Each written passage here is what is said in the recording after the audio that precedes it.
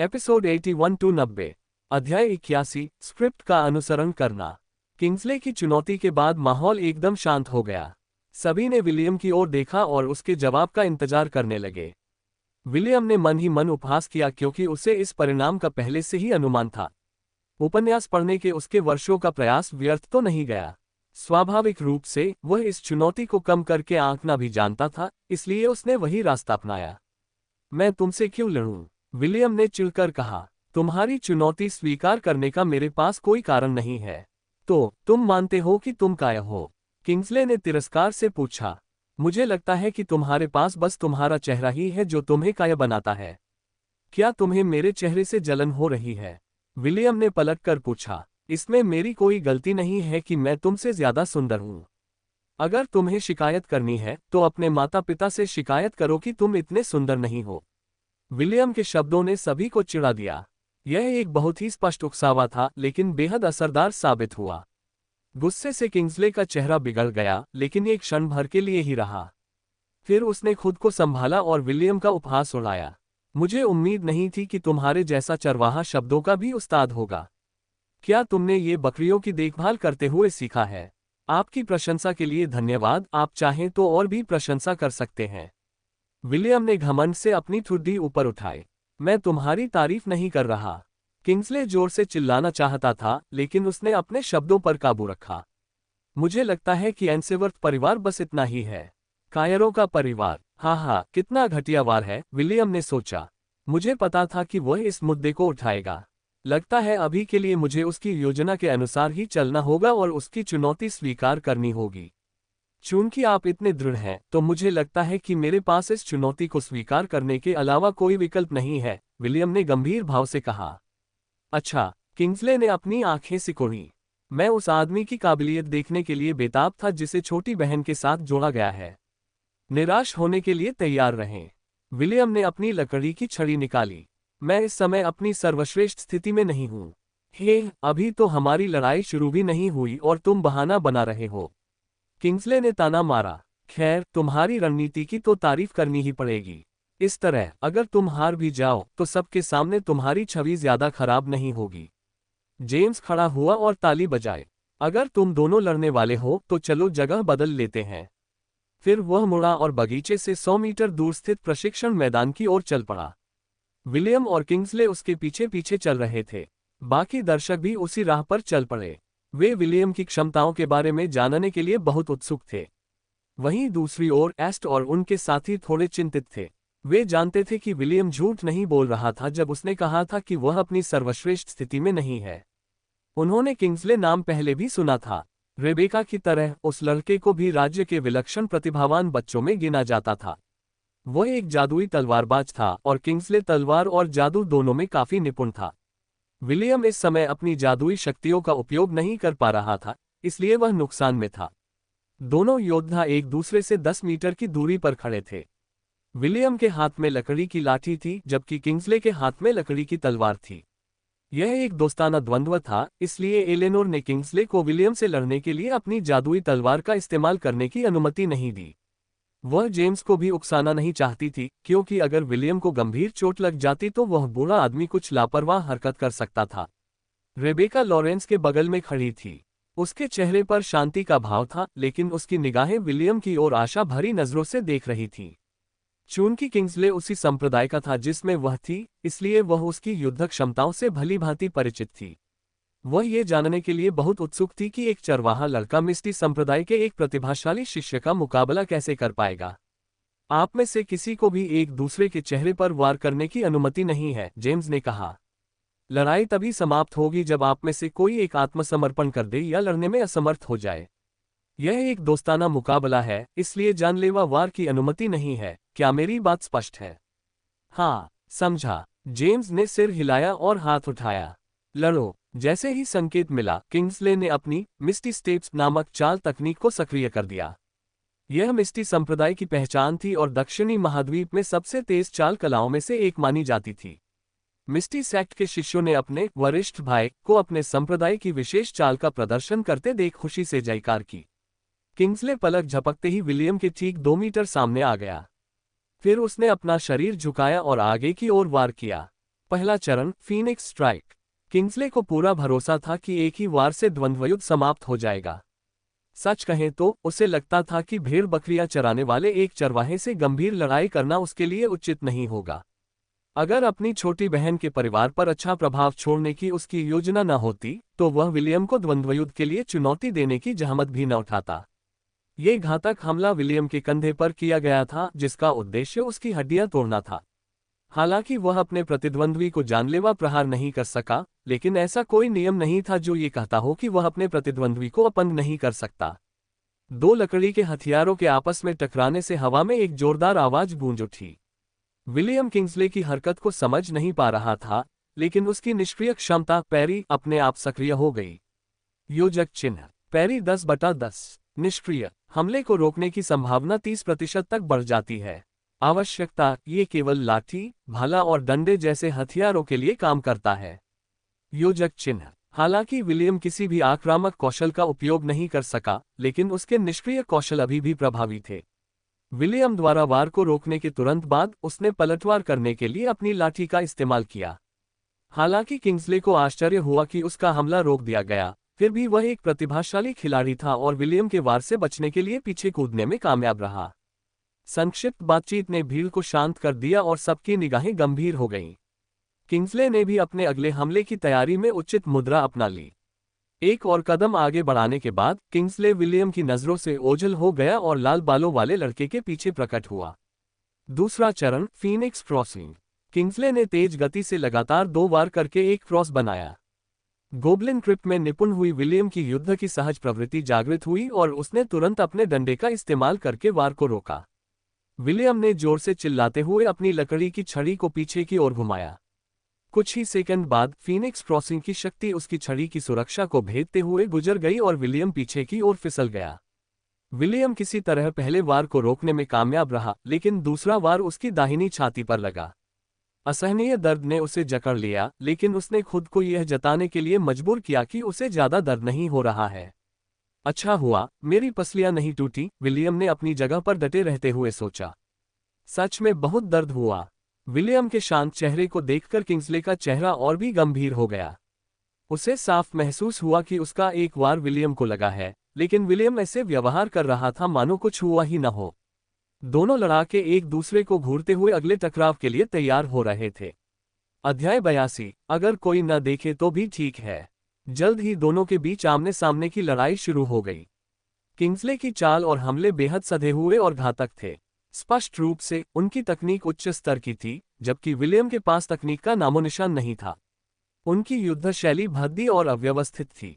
दोनों लड़कों के बीच का अंतर आसानी से देखा जा सकता था।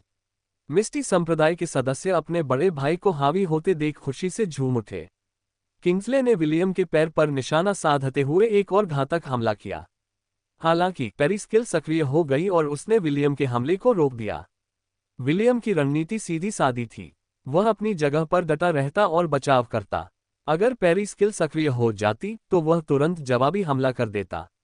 हालांकि किंग्सले तेज था, लेकिन एला क्विक अटैक का इस्तेमाल करते हुए उससे भी ज्यादा तेज थी। विलियम धीरे धीरे अपने प्रतिद्वंदी की चालों को समझने और हर मोड़ पर उसे रोकने में सक्षम हो गया। उसकी ताकत ने उसे समय समय पर किंग्सले को जोरदार प्रहार से चुनौती देने का मौका दिया। समस्या बस इतनी थी कि उसका कोई भी प्रहार किंग्सले को लगा ही नहीं।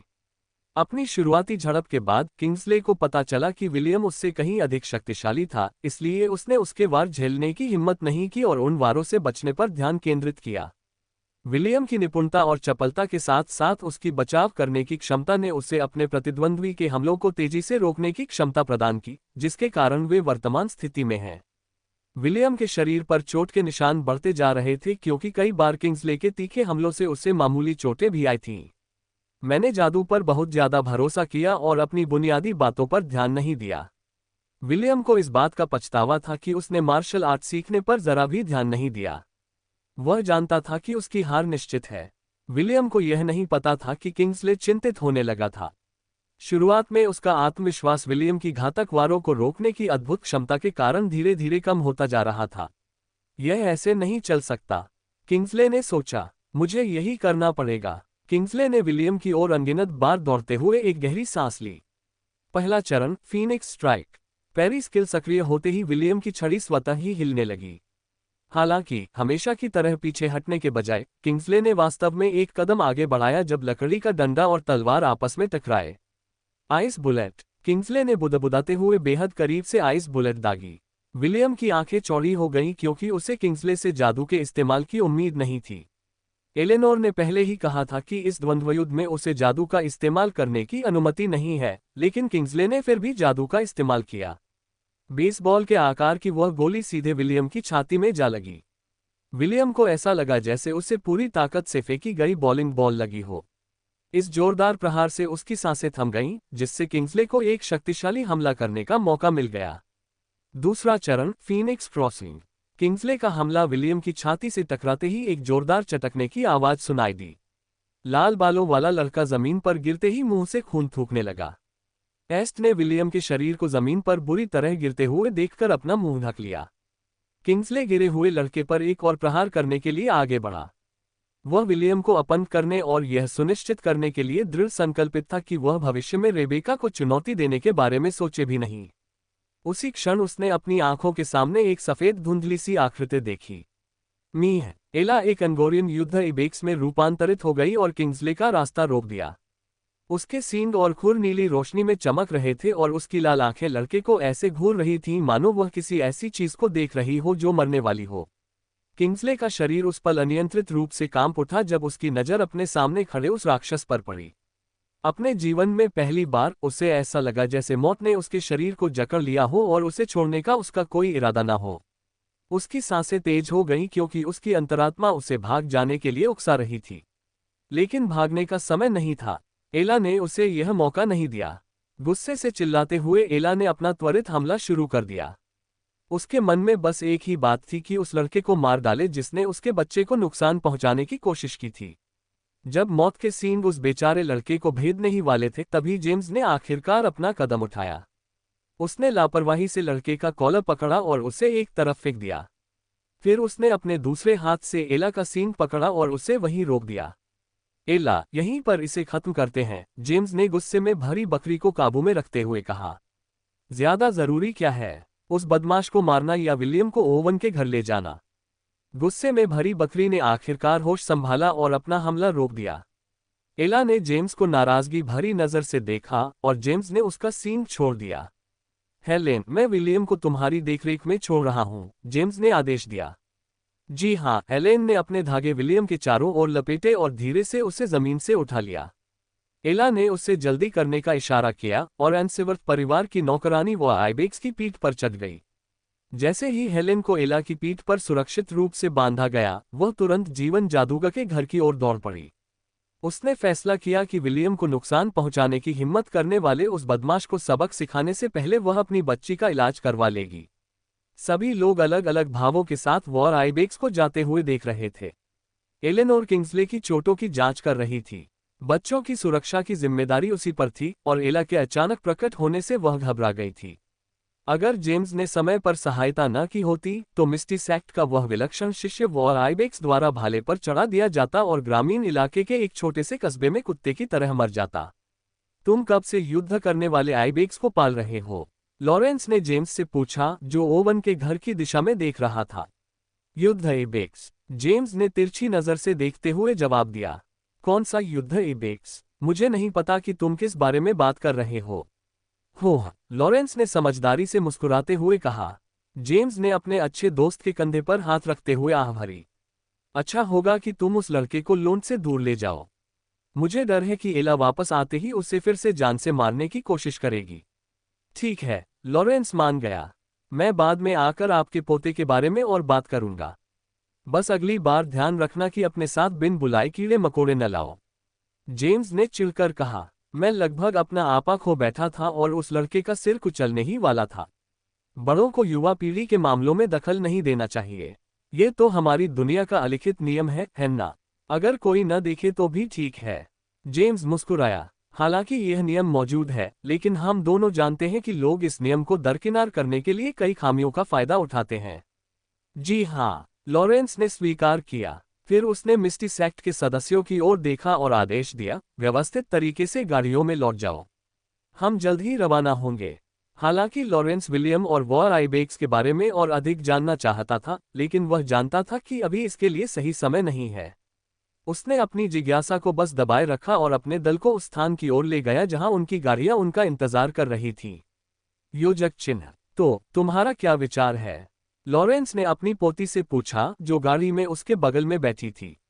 वे 5 मिनट पहले ही लोंड से निकले थे और फिलहाल बीस्ट टाइड द्वारा मचाई गई तबाही का जायजा लेने के अपने कर्तव्यों पर लौट रहे थे। उसमें शालीनता की कमी है, रेबेका ने उत्तर दिया।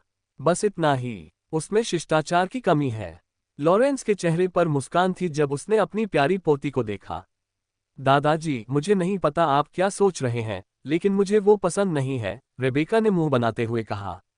मेरा उससे शादी करने का कोई इरादा नहीं है। लॉरेंस मुस्कुराया, लेकिन उसने और कुछ नहीं कहा।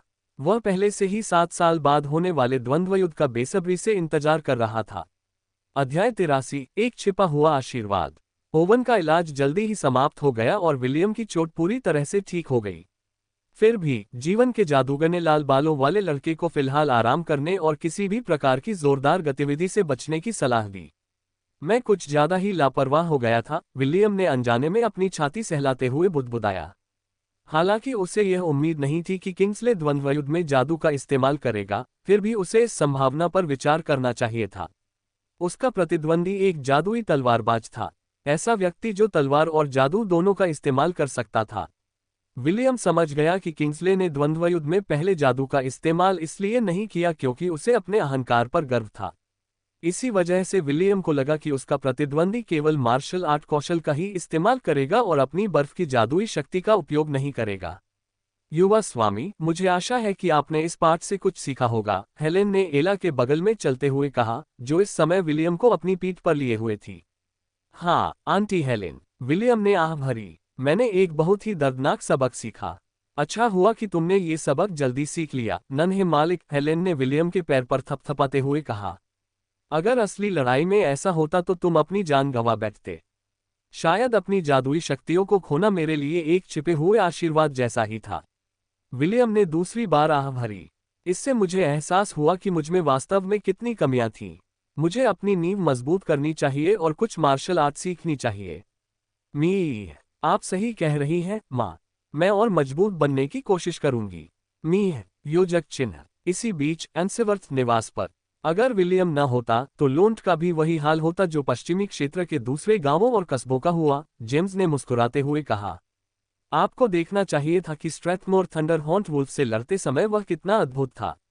इलाज के दौरान जेम्स ने अपने मेहमान के सामने विलियम के अद्भुत कारनामों का बखान किया। उसे अपने पोते की चोट की कोई चिंता नहीं थी क्योंकि ओवन सबसे अच्छा वैद्य था जिसे वह जानता था।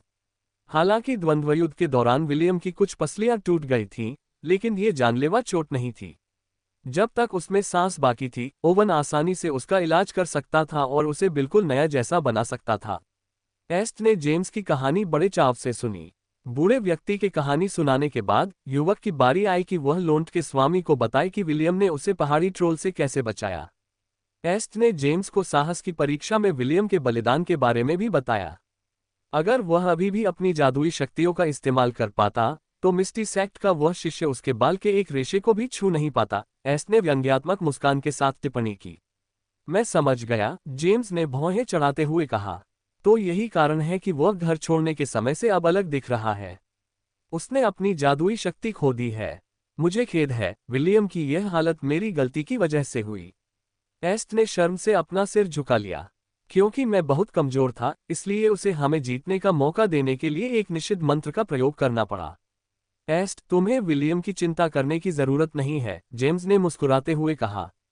वह लड़का हमेशा कुछ न कुछ खतरनाक करता रहता है। शायद इस घटना से उसे थोड़ी अकला जाए और वह कम लापरवाह हो जाए। कभी कभी मुझे उसकी चिंता होती है क्योंकि वह बहुत तेजी से ताकतवर होता जा रहा है। क्या मजबूत होना अच्छी बात नहीं है? एस्ट ने पूछा। बेशक ताकतवर होना अच्छी बात है, जेम्स ने सहमति जताई। लेकिन शॉर्टकट अपनाकर ताकतवर बनने से अस्थिरता आएगी। विलियम को बुनियादी बातों से शुरुआत करनी चाहिए। चूंकि वह मेरा पोता है, मुझे विश्वास है कि वह भी इस बात को समझता होगा। जेम्स रुका और एस्ट की प्रशंसा भरी निगाहों से देखा। मेरे मूर्ख पोते के विपरीत, मैं बता सकता हूं कि तुमने बहुत कम उम्र में ही प्रशिक्षण लिया है। तुम्हारा उपनाम न्यूमोंट है, सही कहा ना? हाँ, एस्ट ने उत्तर दिया। वह जेम्स को अपना पूरा नाम बताना चाहता था, लेकिन उसने ऐसा करने की इच्छा को दबा लिया। कुछ बातें ऐसी थीं जो वह दूसरों के साथ साझा नहीं कर सकता था। अगर मैं गलत नहीं हूं, तो यह वेलेरिया साम्राज्य के एक कुलीन व्यक्ति का उपनाम है। जेम्स ने एस्ट को गौर से देखा। क्या आप भी वेलेरिया से आए हैं? मेरी माँ वेलेरिया से आई थी, एस्ट ने उत्तर दिया।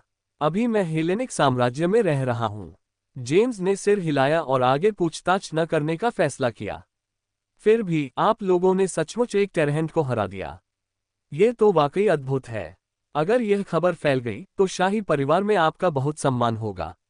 मुझे ऐसे इलाज की जरूरत नहीं है, एस्ट हकलाते हुए बोला। लॉर्ड आइनसिवर्थ, कृपया इसके बारे में किसी को मत बताना। एस्ट के पीछे खड़े हरमन ने सिर झुकाते हुए कहा, मैं लॉर्ड आइनसिवर्थ से भी अनुरोध करता हूं कि वे इस बारे में किसी को न बताएं। युवा मालिक को सुर्खियों में रहना पसंद नहीं है। जेम्स ने एस्ट को एक समझदारी भरी नजर से देखा और सहमति में सिर हिलाया। वह विलियम के बचपन के शर्मनाक पलों के बारे में बात करने ही वाला था कि उसे अपने पोते की मौजूदगी घर के पास महसूस हुई। दादाजी, मैं वापस आ गया। विलियम मुस्कुराते हुए बैठक कक्ष में दाखिल हुआ। वापस स्वागत है, आपकी चोट कैसी है? जेम्स ने पूछा। ठीक तो हो गया हूं, लेकिन मुझे कुछ दिनों तक कोई भी जोरदार काम करने की अनुमति नहीं है, विलियम ने अपने दादाजी के बगल में बैठते हुए उत्तर दिया। एला विलियम के बगल में फर्श पर लेट गई और अपना सिर अपने बच्चे की गोद में रख लिया। विलियम ने प्यार से उसके सिर को सहलाया, जबकि उसकी मां ने संतुष्टि से अपनी आंखें बंद कर लीं। तुम दोनों बहुत करीब हो, एस्ट ने चिढ़ाते हुए कहा। विलियम, मैंने कभी किसी को बकरी के साथ तुम्हारे जैसा व्यवहार करते नहीं देखा। मामा एला कोई साधारण बकरी नहीं है, विलियम ने उसे सुधारते हुए कहा। वह मेरी माँ है, जिसने मुझे बचपन से पाला पोसा है। मैं बचपन से ही उसका दूध पीता आ रहा हूँ। मी, एला ने मिमियाते हुए कहा, मानो वह उस समय को याद कर रही हो जब वह विलियम की देखभाल करती थी। अरे हाँ, मुझे याद आया, आप लोंट में कितने दिन रुकेंगे? विलियम ने पूछा। मैंने अभी तक आपको ग्रामीण इलाकों का भ्रमण नहीं कराया है। खैर, एस्ट ने हरमन और नाना की ओर देखा। सच तो ये था कि वे ज्यादा देर नहीं रुक सकते थे। विलियम को लोंट वापस छोड़ने के कारण वे पहले ही राजधानी लौटने में देरी कर चुके थे। फिर भी एस्ट यूं ही जाना नहीं चाहती थी। छोटे मालिक, नाना ने एस्ट को हौसला बढ़ाने वाली मुस्कान दी। थोड़ा स्वार्थी होना ठीक है। हम 2 दिन रुक सकते हैं। धन्यवाद नाना, एस्ट मुस्कुराया। उसकी मुस्कान इतनी मनमोहक थी कि एक पल के लिए विलियम को लगा कि वह वास्तव में सुंदर है, आकर्षक नहीं। बेशक यह विचार बस एक क्षण के लिए ही रहा। चूंकि आप सभी विलियम के मित्र हैं, इसलिए आपका सम्मानपूर्वक स्वागत किया जाएगा। हेलेन, कृपया एस्ट और उनके दल के लिए अतिथि कक्ष तैयार करें, जेम्स ने आदेश दिया। आपकी इच्छा के अनुसार, हेलेन ने आदरपूर्वक सिर झुकाया और जेम्स के आदेश का पालन करने के लिए बैठक कक्ष से बाहर चली गई। अपने कमरे तैयार होने का इंतजार करते हुए जेम्स विलियम के बचपन की कहानियां सुनाता रहा। पहले तो कहानियां लोंट में विलियम के अद्भुत कारनामों के बारे में थीं। लेकिन ये सिलसिला ज्यादा देर तक नहीं चला और जेम्स ने विलियम के शर्मनाक पलों के बारे में बताना शुरू कर दिया। लाल बालों वाले लड़के ने अपने दादा से विनती की कि वे मेहमानों के सामने उसे शर्मिंदा करना बंद करें, लेकिन जेम्स को उसकी भावनाओं की कोई परवाह नहीं थी। इसी वजह से एस्ट और इयान लगातार उस बेचारे लड़के को चिढ़ाते रहे, जब तक कि विलियम शर्म से कमरे से बाहर नहीं भाग गया और उसकी माँ एला भी उसके पीछे पीछे दौड़ती हुई उसके पीछे पीछे चली गई। अध्याय 84। क्या आप विलियम को अपना अनन्य दास बनाना चाहेंगे? एस्ट और इयान अपने सामने खड़ी खूबसूरत महिला को ऐसे घूर रहे थे मानो उनका सामना अपने सबसे बड़े दुश्मन से हो गया हो। विलियम की गुरु सेलीन सोफे पर आलस से लेटी हुई थी। उसकी पोशाक हालांकि शालीन थी, फिर भी उसके आकर्षक शरीर की बनावट को छिपा नहीं पा रही थी। दोनों लड़के उन्हें घूर रहे थे और उनका आत्मविश्वास बुरी तरह डगमगा गया। तो ये है विलियम के नए दोस्त, सेलीन ने मजाकिया अंदाज में कहा। मुझे आश्चर्य है कि मेरे शिष्य ने दोस्त बना लिए और उन्हें लोंट में भी ले आई। अरे, मैं शिष्टाचार भूल गई। मुझे अपना परिचय देने दीजिए। मैं विलियम की गुरु हूं, आप मुझे मिस या लेडी सेलीन कह सकते हैं। जब विलियम लोंट पहुंचा तो सेलीन ने दूर से ही अपनी क्रिस्टल बॉल से उसे देखा। वह तुरंत उससे मिलने नहीं आई क्योंकि वह मेहमानों के साथ था। युद्ध के दौरान सेलीन ने तुरंत देखा कि लाल बालों वाला लड़का जादू का इस्तेमाल करने में असमर्थ था। क्योंकि उसी ने विलियम को निषिद्ध मंत्र सिखाया था, इसलिए वह आसानी से सारी बातें समझ गई। जब विलियम घायल हुआ तो उसने लगभग एक दूरगामी शाप का प्रयोग करके किंग्सले के लड़के को जीवन भर के लिए अपाहिज कर दिया था।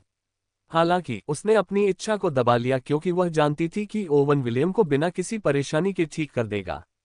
एंसेवर्थ परिवार के भोजन करने के बाद उसने ओलिवर नामक तोते बंदर को विलियम को संदेश देने के लिए भेजा। उसका संदेश सरल था, मूर्ख शिष्य, तुमने अपने गुरु से मिलकर अपने आने की सूचना क्यों नहीं दी? खैर, मैं दयालु और समझदार स्त्री हूँ, इसलिए मैं तुम्हें अपने परिवार के साथ रात बिताने की अनुमति देती हूँ। फिर भी मैं तुमसे कल दोपहर से पहले मिलने की उम्मीद करती हूँ। अरे हाँ, कहीं मैं भूल न जाऊं, अपने तीनों नन्हे मेहमानों को साथ लाना न भूलें। मैं उनसे काफी देर बात करना चाहूंगा। अगले दिन जब विलियम पहुंचा तो सेलिन ने उसे दोपहर के भोजन के लिए कुछ सामग्री खरीदने का आदेश देकर भगा दिया। वह विलियम के नए दोस्तों के बारे में और अधिक जानना चाहती थी और यह पता लगाना चाहती थी कि क्या लौट आने के उनके फैसले के पीछे कोई गुप्त उद्देश्य था। सेलिन हमेशा विलियम को बहुत ज्यादा भरोसेमंद इंसान समझती थी, इसलिए उसने ये पता लगाने का जिम्मा खुद उठाया कि कहीं ये लोग उससे दुर्भावना तो नहीं रखते। आपसे मिलकर बहुत खुशी हुई, लेडी सेलिन, एस्ट ने मुस्कुराते हुए जवाब दिया। यदि संभव हो तो मैं आपसे निवेदन करना चाहूंगा कि आप उसके गले में पड़ी गुलामी की डोर को हटा दें। ओह, सेलिन ने अपनी भौहें ऊपर उठाईं। और मुझे ऐसा क्यों करना चाहिए? क्योंकि विलियम हमारा उपकारक है और ऐसा करना ही सही है, एस्ट ने उत्तर दिया। साथ ही वह तुम्हारा गुलाम बनने के लायक नहीं है। एस्ट, ठीक है, मैं आपको याद दिलाना चाहता हूं कि मैं अपने शिष्य के साथ जो कुछ भी करता हूं उससे आपका कोई लेना देना नहीं है। एक सच्चा गुरु कभी भी अपने शिष्य को गुलाम नहीं बनाएगा। महिला और लड़का एक दूसरे को घूर रहे थे। दोनों में से कोई भी पीछे हटने को तैयार नहीं था, यहाँ तक कि एस्ट के बगल में बैठा इयान भी अपने युवा स्वामी के साथ मिलकर सामने बैठी खूबसूरत महिला को घूरने लगा। एस्ट और इयान इस बात को स्वीकार नहीं कर पा रहे थे कि विलियम सेलिन का गुलाम था। ये तो बहुत बुरा हुआ क्योंकि मैं कॉलम में डाली गई दास्ता की जादुई शक्ति को हटा नहीं सकती, सेलिन ने मुस्कुराते हुए झूठ बोला। बेशक, भले ही मैं दास्ता की जादुई शक्ति को हटा नहीं सकती, लेकिन मैं इसे दूसरों को दे सकती हूँ। तो आप तीनों में से कौन विलियम को अपना एकमात्र दास बनाना चाहेगा? सेलिन की बातों से एस्ट स्तब्ध रह गया। एक क्षण के लिए उसने विलियम के बारे में सोचा जो बटलर का सूट पहने हुए था और उसे अपने हाथों से अंगूर खिला रहा था।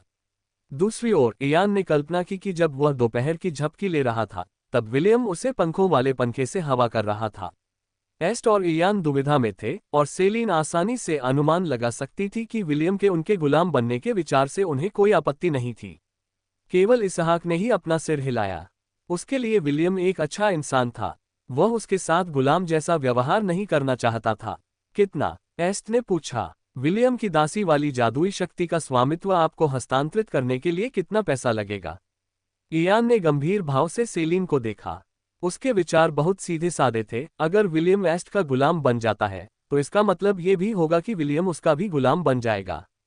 ऐसी स्थिति में बेहतर यही होगा कि उसका युवा मालिक विलियम के वर्तमान मालिक सेलिन से उसका गुलामी का अनुबंध खरीद ले। सेलिन ने अपने होठों को ढांक लिया और खिलखिलाकर हंसी। मैं तो बस मजाक कर रही थी। भला मैं एक सुंदर अर्ध एल्फ पर अपना अधिकार कैसे छोड़ सकती हूँ? और वो मेरा शिष्य भी है।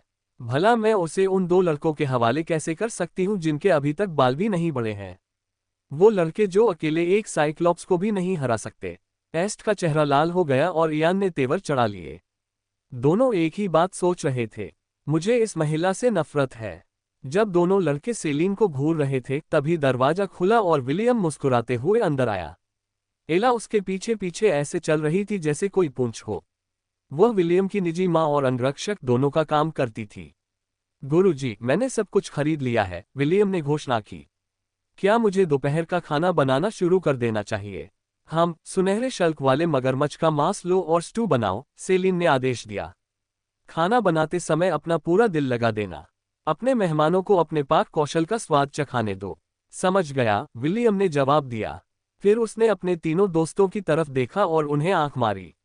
मैं शेख ही नहीं मारना चाहता, लेकिन मैं अच्छा खाना बनाता हूँ। दोपहर के खाने में कुछ स्वादिष्ट खाने की उम्मीद रखना। मुझे आपके द्वारा बनाए जाने वाले व्यंजन का बेसब्री से इंतजार रहेगा। एस्ट मुस्कुराए। मुझे खुश करना बहुत मुश्किल है, इसलिए कृपया अपना सर्वश्रेष्ठ प्रयास करें। मुझे खाने पीने में कोई नखरे नहीं है, इसहाक ने टिप्पणी की। मैं कुछ भी खा लेता हूँ। मुझे ज्यादा उम्मीदें नहीं हैं, लेकिन मैं तुम्हारे हाथ का बना खाना जरूर खाऊंगा, इयान ने जवाब दिया। बस ध्यान रखना कि खाने में कुछ भी अजीबोगरीब ना मिला देना, वरना मैं तुम्हारी हड्डियां तोड़ दूंगा। अगर तुम लड़की होते तो मुझे यकीन है कि मेरे हाथ का खाना चखने के बाद तुम मुझ पर पूरी तरह फिदा हो जाते। विलियम ने रसोई में जाने से पहले उस चिड़चिड़े लड़के को घूर कर देखा। सेलीन इस बातचीत को बड़े चाव से देख रही थी। एस्ट और इयान की प्रतिक्रियाएं उसकी आंखों के सामने स्पष्ट थीं। ये दोनों लड़के तो बड़े दिलचस्प हैं। जब सेलीन गहरी सोच में डूबी हुई थी, तब एस्ट ने उससे एक और सवाल पूछने का फैसला किया। आपने विलियम को काला जादू क्यों सिखाया? एस्ट ने पूछा। क्या आप जानते हैं कि ये दक्षिणी महाद्वीप में प्रतिबंधित जादू है? अगर लोग उसे इसका इस्तेमाल करते हुए देख लें तो उसका जीवन दयनीय हो जाएगा। सेलीन ने उस भोले भाले लड़के पर अपनी आंखें घुमाई, जिसे समझ ही नहीं आ रहा था कि वह क्या कह रहा है। एस्ट के सवाल का जवाब देने के बजाय उसने खुद ही एक सवाल पूछ डाला। क्या तुम्हें पता है कि हेलन साम्राज्य का पहला संस्थापक अंधकार का सम्राट था? सेलीन ने ताना मारा। अगर काला जादू न होता तो ये साम्राज्य कभी अस्तित्व में ही ना आता। तो फिर इससे क्या फर्क पड़ता है? एस्ट ने पलटवार किया। बीते समय की बात है। अब दक्षिणी महाद्वीप में काला जादू प्रतिबंधित है। जो भी इसका इस्तेमाल करते हुए पकड़ा जाएगा उसे जेल भेजा जा सकता है। क्या आप चाहते हैं कि विलियम का भी यही हाल हो? विलियम के बारे में आपको चिंता करने की जरूरत नहीं है, सेलीन ने लापरवाही से जवाब दिया। वह दक्षिणी महाद्वीप में नहीं रहेगा। बालिग होते ही मैं उसे मध्य महाद्वीप भेज दूंगी। तुम ऐसा नहीं कर सकते। एस्ट ने अपनी आवाज ऊंची की। उसे दक्षिणी महाद्वीप क्यों छोड़ना चाहिए और उसे यहाँ क्यों रहना चाहिए? सेलीन ने अपनी निगाहें सिकोड़ते हुए कहा। तुम जानती ही हो कि काला जादू करने वालों का हेलन साम्राज्य में स्वागत नहीं है, इसलिए मध्य महाद्वीप ही उसके लिए एकमात्र जगह है। एस्ट असमंजस में थी, लेकिन फिर भी उसने सेलीन की बातों का खंडन करने का फैसला किया। उसके पास अभी भी बर्फ की जादुई शक्ति है। जब तक वह केवल बर्फ की जादुई शक्ति का ही प्रयोग करता रहेगा, तब तक किसी को पता नहीं चलेगा कि उसमें काली जादुई शक्ति का भी प्रभाव है। सेलीन ने पुष्टि कर दी थी कि एस्ट को विलियम सचमुच पसंद आ गया था। फिर भी विलियम की मध्य महाद्वीप की यात्रा अपरिहार्य थी। जैसे सूर्य पूर्व से उगता है, वैसे ही लाल बालों वाले उस लड़के का वहां जाना तय था जहां विश्व की प्रमुख शक्तियां विमुख होती हैं। उस खूबसूरत महिला के होठों के कोने पर एक शरारती मुस्कान आ गई। तुम ऐसे क्यों बर्ताव कर रही हो जैसे तुम उसकी पत्नी हो? मुझे पूरा यकीन है कि विलियम सीधा सादा इंसान है। उसे सिर्फ लड़कियां पसंद हैं। एस्ट ने कहा। विलियम को लड़कियां पसंद आने में मुझे कुछ भी गलत नहीं लगता। सेलीन ने अपने सामने खड़े उस सुंदर लड़के को देखते हुए अपना सिर झुकाया। शायद मैं ज्यादा सोच रही हूं। उस खूबसूरत महिला को पता चल गया था कि एस्ट और विलियम के बीच अच्छे संबंध हैं। फिर भी उससे लगातार कुछ गड़बड़ लग रही थी। अंत में उसने विलियम की मंगेतर रेबेका के बारे में एस्ट की राय जानने का फैसला किया। क्या तुमने विलियम की मंगेतर को देखा है? सेलीन ने पूछा। मैंने सुना है कि वह जन्मजात प्रतिभाशाली थी। वह बहुत सुंदर होगी, है ना?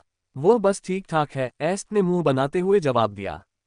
एस्ट को उस प्रतिभाशाली लड़की की याद आते ही असहज महसूस होता था जिसे विलियम की मंगेतर बनने के लिए मजबूर किया गया था।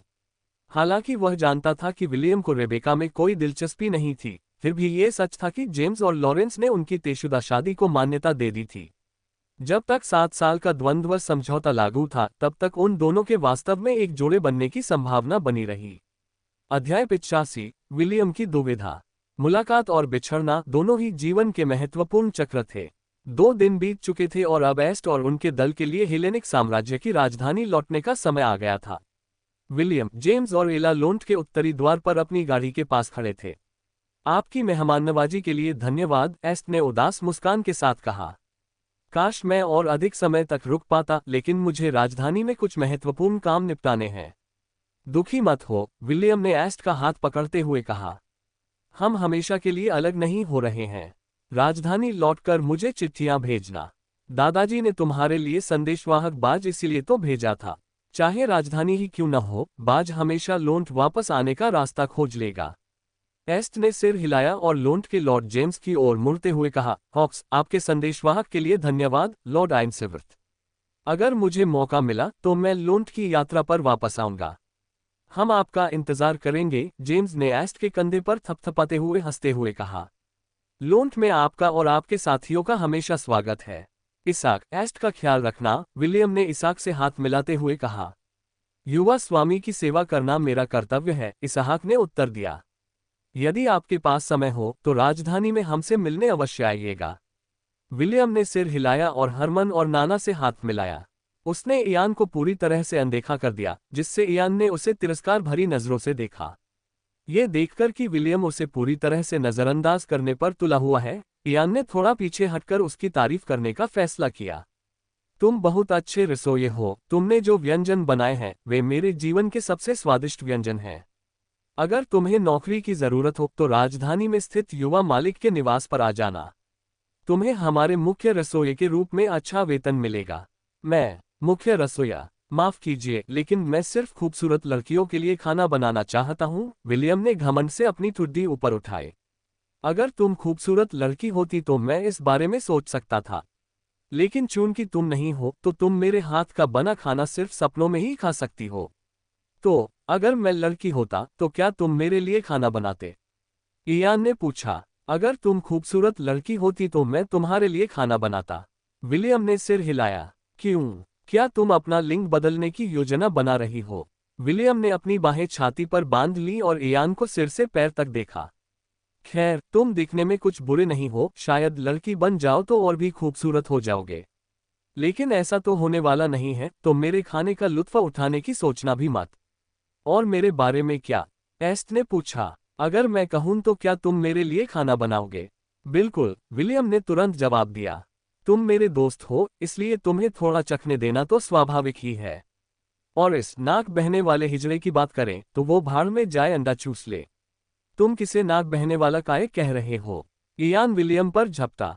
दोनों लड़के जमीन पर तब तक कुश्ती करते रहे जब तक उनके कपड़े मिट्टी से सन नहीं गए। सबने ऐसा दिखाया जैसे वे उन्हें जानते ही नहीं और गाड़ी के पास चले गए।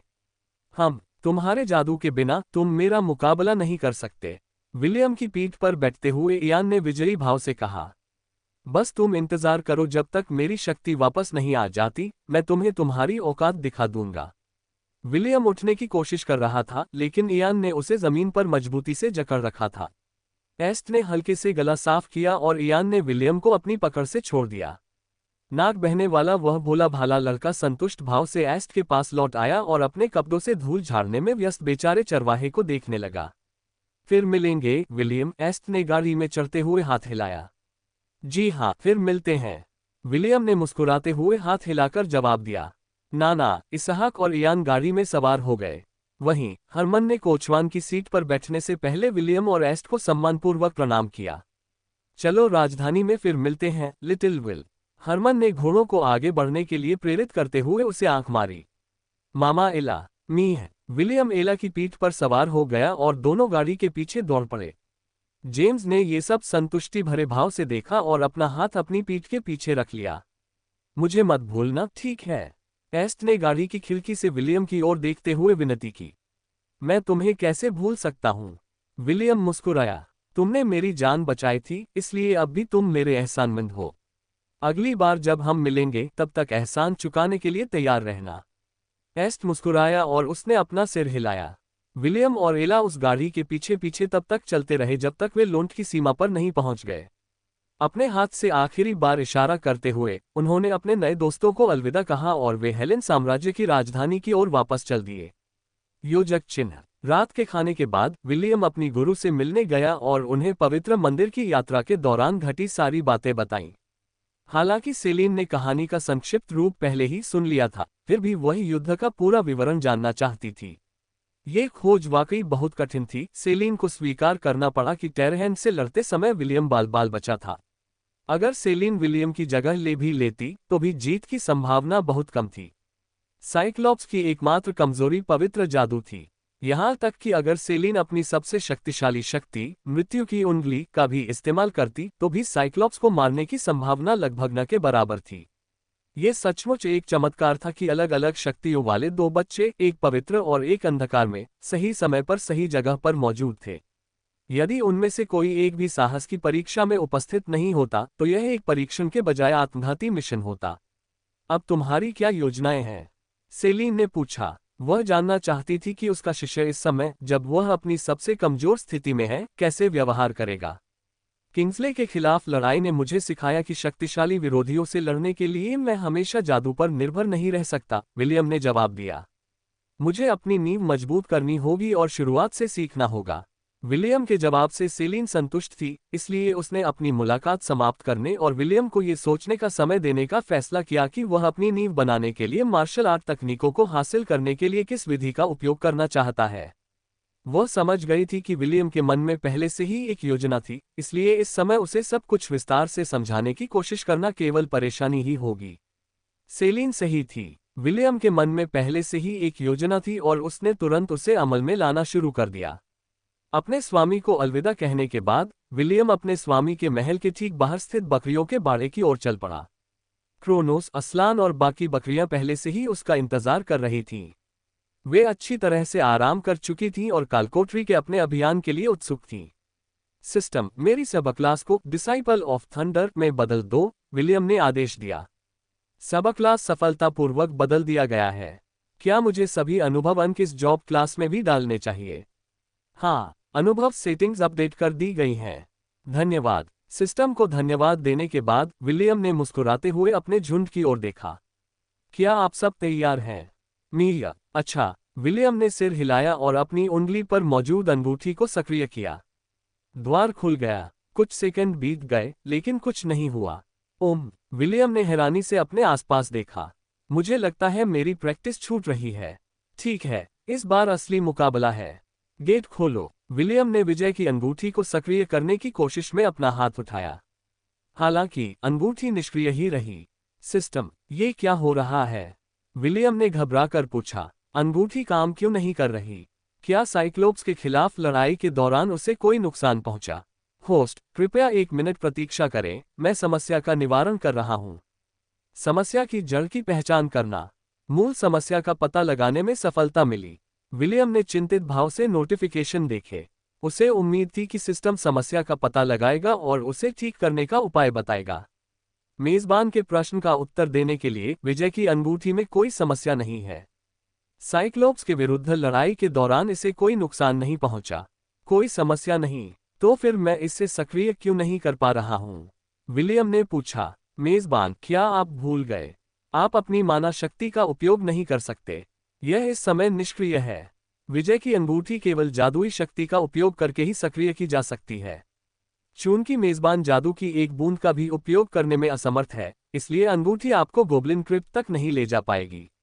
विलियम लड़खड़ा गया। सिस्टम की रिपोर्ट सुनकर उसे लगा जैसे वह बेहोश हो जाएगा। अगर एला ने उसे सहारा न दिया होता तो बुरी खबर सुनकर वह शायद अब तक जमीन पर गिर चुका होता। गोब्लिन क्रिप्ट उसके अनुभव अंक अर्जित करने का मुख्य स्रोत था। अगर वह कालकोटरी में प्रवेश ही नहीं कर सकता था तो फिर वह अपने जॉब क्लास को अपग्रेड करने के लिए क्या करता? अध्याय 86, ताबूत में आखिरी कील। सिस्टम, क्या सच में कोई और रास्ता नहीं है? विलियम ने पूछा। उसकी जादुई शक्ति को सील किए जाने के बाद से लगातार मिल रही निराशाओं से उसका दिल बुरी तरह दुख रहा था। खैर, ऐसा नहीं है कि कोई तरीका नहीं है, लेकिन मुझे यकीन नहीं है कि यह काम करेगा।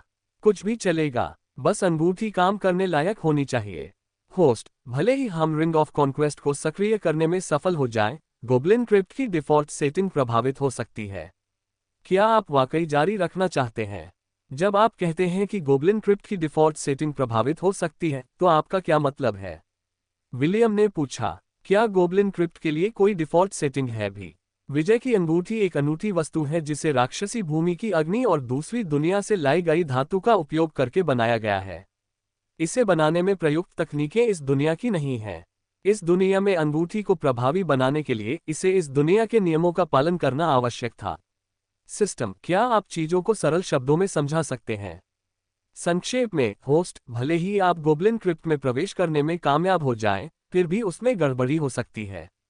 विलियम ने विचार किया, लेकिन फिर भी उसने विजय की अंगूठी को जबरदस्ती सक्रिय करने का फैसला किया। भले ही इसमें कोई गड़बड़ी हो, फिर भी रिंग को सक्रिय कर दो। यह एक आदेश है। समझ गया। आदेश स्वीकार किया जा रहा है। मेजबान की आत्मा में विद्यमान 3 देवताओं की शक्तियों को उधार लेकर। डिंग, बधाई हो, अब आप ring of conquest bugged version को सक्रिय कर सकते हैं। बग वाला वर्जन, विलियम ने बुदबुदाते हुए कहा। खैर, जब तक यह इस्तेमाल करने लायक है तब तक ठीक है। सिस्टम, क्या आपको यकीन है कि अंगूठी अब इस्तेमाल करने लायक है? हाँ, अंगूठी इस्तेमाल करने योग्य है, लेकिन कालकोठरी की व्यवस्था में बदलाव हो सकता है। मेजबान, कृपया सबसे बुरे के लिए तैयार रहें। कोई भी झंडा मत फहराओ। अगर कुछ हो जाए तो बाद में मुझे दोष मत देना। विलियम ने खुद को शांत करने के लिए गहरी सांस ली।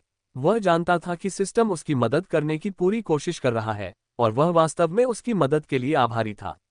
एकमात्र समस्या ये थी कि उसकी चेतावनी उसे बेचैन कर रही थी। इन सब बातों की चिंता करने का कोई फायदा नहीं, विलियम ने मुट्ठी कसते हुए सोचा। द्वार खुला है। तेज रोशनी की एक चमक ने बकरी के बाड़े के अंदर मौजूद सभी लोगों को घेर लिया। जब विलियम को होश आया तो उसने खुद को गोब्लिन क्रिप्ट की 11वीं मंजिल पर पाया। वाह, ये काम कर गया। विलियम ने मुट्ठी हवा में लहराई। फिर उसने तुरंत अपने झुंड की जांच की कि क्या सभी सुरक्षित पहुंच गए हैं। क्या सब लोग यहाँ हैं? मीह, ठीक है, चलिए गिनती करते हैं।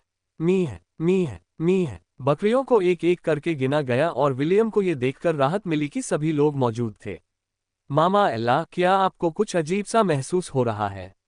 एला ने कुछ देर सोचा और फिर सिर हिलाकर मना कर दिया। आप लोगों का क्या हाल है? क्या आपको कुछ अजीब सा महसूस हो रहा है? क्रोनोस, असलान और अन्य बकरियों ने भी अपने सिर हिलाए। विलियम ने निर्देश देते हुए गंभीरता से उनकी ओर देखा। कालकोठरी के अंदर कुछ बदलाव हो सकते हैं। लापरवाही से काम मत करना और हमेशा अपने टीम लीडरों का अनुसरण करना। क्या मेरी बात स्पष्ट है? मीया, ठीक, चलो चलते हैं। योजक चिन्ह। 5 मिनट बाद में। प्राप्त अनुभव 2। प्राप्त अनुभव 2। विलियम ने अपनी स्क्रीन पर दिख रही सूचनाओं पर नजर डाली। एक पल के लिए उसे लगा कि उसकी आंखों को धोखा हो रहा है, लेकिन लगातार आ रही सूचनाओं ने साबित कर दिया कि वह जो कुछ भी देख रहा था वह सब सच था। प्राप्त अनुभव 2। प्राप्त अनुभव 2। प्राप्त अनुभव 2। क्या तुम सच में ऐसा कह रहे हो? विलियम ने अपनी आंखें मली। आंखें मलने के बाद भी संख्याओं में कोई बदलाव न देखकर उसने मन ही मन गाली दी। धिक्कार है, ये सच है। विलियम की तरह बकरियां सूचनाएं नहीं देख पाईं। वे अपने सामने मौजूद हॉबगोब्लिनों से लड़ने में व्यस्त थीं और अपनी टीम वर्क का इस्तेमाल कर रही थीं। दुश्मनों को हराने के बाद विलियम ने तुरंत उन्हें 14वीं मंजिल की ओर दौड़ने का आदेश दिया। वह जानना चाहता था कि क्या सभी मंजिलें इस बग से प्रभावित हुई हैं। रास्ते में उसे पता चला कि कालकोठरी के अंदर राक्षसों की आबादी सामान्य से कहीं अधिक थी। ऐसा लग रहा था मानो कालकोठरी में राक्षसों के प्रकट होने की दर सामान्य दर से 4 से 5 गुना बढ़ गई हो। अगर यह उस समय की बात होती जब अंगूठी पूरी तरह से ठीक से काम कर रही होती, तो विलियम जोर से हंसता, क्योंकि जितने ज्यादा राक्षस होंगे उतने ज्यादा अनुभव अंक मिलेंगे। लेकिन अभी उसे यह स्थिति हास्यास्पद नहीं लग रही थी। अगर राक्षसों की संख्या बढ़ भी जाए तो क्या फर्क पड़ता है? इससे ये तथ्य नहीं बदलेगा कि उन्हें मारने से मिलने वाले अनुभव अंक बहुत कम थे। 10 मिनट बाद विलियम ने देखा कि असलान और उसकी टीम द्वारा पराजित होने के बाद हॉबगोब्लिन जादूगर प्रकाश के कणों में विलीन हो गया। सामने दिखाई देने वाली सूचना को देखकर लाल बालों वाले लड़के की आंखें मछली की तरह बेजान हो गईं। प्राप्त अनुभव 10। अब तो सब खत्म हो गया, विलियम ने सोचा, क्योंकि उसके संदेह की पुष्टि हो गई थी। विजय की अंगूठी पहले की तरह ही काम कर रही थी। हालांकि बग ने गोब्लिन क्रिप्ट के अंदर अर्जित किए जा सकने वाले अनुभव अंकों की मात्रा को प्रभावित किया था। विलियम को सैकड़ों अनुभव अंक देखने की आदत थी, लेकिन अब यह संख्या 10 से भी अधिक नहीं थी। लाल बालों वाले लड़के ने दांत पीसते हुए अपने झुंड को 18वीं मंजिल पर जाने का आदेश दिया। विलियम अनुभव अंक अर्जित करने के मूड में नहीं था और बकरियों को उस सीढ़ी की ओर ले गया जो उस अनजानी मंजिल की ओर जाती थी। हालांकि 18वीं मंजिल की ओर जाने वाली सीढ़ियों पर एक अवरोध खड़ा था। बकरियों ने अपने सारे हथियार इस्तेमाल करके उसे तोड़ने की कोशिश की। एला ने भी अवरोध को तोड़ने में मदद करने के लिए कदम बढ़ाया, लेकिन सब व्यर्थ रहा। वह अवरोध बिना किसी खरोंच के खड़ा रहा, मानो कालकोठरी के कानून को दरकिनार करने के उनके जबरदस्ती के प्रयासों का मजाक उड़ा रहा हो। बस करो, विलियम ने आह भरते हुए आदेश दिया। चलो वापस चलते हैं, मुझे सब कुछ अच्छे से सोच लेना चाहिए। विलियम ने विजय की अंगूठी सक्रिय की और अपने झुंड के साथ कालकोठरी से बाहर निकल गया। वास्तविक दुनिया में लौटते ही उसने सबसे पहले ताजी हवा ली। वह घास का गट्ठा घसीटते हुए बकरी के बाड़े से बाहर गया। लाल बालों वाला लड़का उस गट्ठे पर लेट गया और आकाश की ओर देखने लगा। आकाश में चमकते अनगिनत तारों को निहारते हुए विलियम को आखिरकार शांति मिली। हालांकि उसने इसे जाहिर नहीं किया, लेकिन हाल ही में उसे मिली असफलताओं से वह वास्तव में बहुत निराश था। अपनी जादुई शक्ति खो देने से वह जितना उसने सोचा था उससे कहीं अधिक तरीकों से पनडुब्बी हो गया था और वह अपनी नई वास्तविकता को स्वीकार करने के लिए संघर्ष कर रहा था। उसी क्षण उसे अपने चेहरे के किनारे पर किसी गीली चीज के स्पर्श का एहसास हुआ। मामा एला। विलियम ने अपनी मां को गले लगा लिया और अपना चेहरा उनकी गर्दन में छिपा लिया। एला को अपने कोट पर किसी गीली और गर्म चीज का एहसास हुआ। कुछ देर बाद उसने विलियम की सिसकने की आवाज सुनी, जिसका शरीर बीच बीच में कांप रहा था। विलियम अपने दिल में अपने नुकसान के दर्द और निराशा को गहराई से दबाए बैठा था। उसे लगा था कि वह सब कुछ सह लेगा, लेकिन गोब्लिन क्रिप्ट के अंदर उसने जो बेबसी महसूस की उसने उसकी सारी सहनशक्ति छीन ली। अपने दिल में दबी हुई नकारात्मक भावनाएं उग्र नदी की तरह बहने लगीं। उन्हें रोके रखने वाले द्वार टूट पड़े और विलियम के आंसू बारिश की तरह बहने लगे। उसे निराशा का अनुभव हुआ, उसे बेबसी का एहसास हुआ और सबसे बढ़कर उसे लगा कि उसने सारी उम्मीद खो दी है। विलियम का पुनर्जन्म एक नई दुनिया में हुआ था, इसलिए उसे अपनी उम्र के अनुसार व्यवहार करने का मौका नहीं मिला था। वह एक 18 वर्षीय लड़का था जो 10 वर्षीय बच्चे के शरीर में फंसा हुआ था। सब कहते थे कि वह अपनी उम्र से कहीं ज्यादा समझदार था, लेकिन सच तो ये था कि दिल से वह अभी भी बच्चा ही था। वह वयस्क नहीं था। जब उसकी मृत्यु हुई तब वह एक किशोर था जो एक लाइलाज बीमारी से जूझ रहा था। एक ऐसा किशोर जिसने अस्पताल के निदेशक से अपनी मृत्यु के समय अपना दिल दान करने का वादा किया था।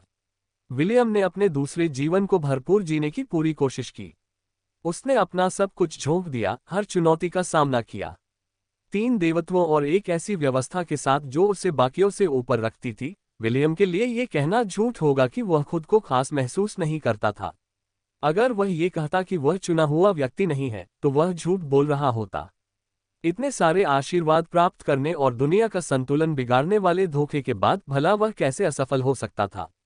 फिर भी वह यहाँ फूट फूट कर रो रहा था, ठीक वैसे ही जैसे कोई बच्चा अपना पसंदीदा खिलौना खो देता है। एला ने अपनी आंखें बंद कर ली और विलियम को अपने अंदर दबी भावनाओं को बाहर निकालने दिया।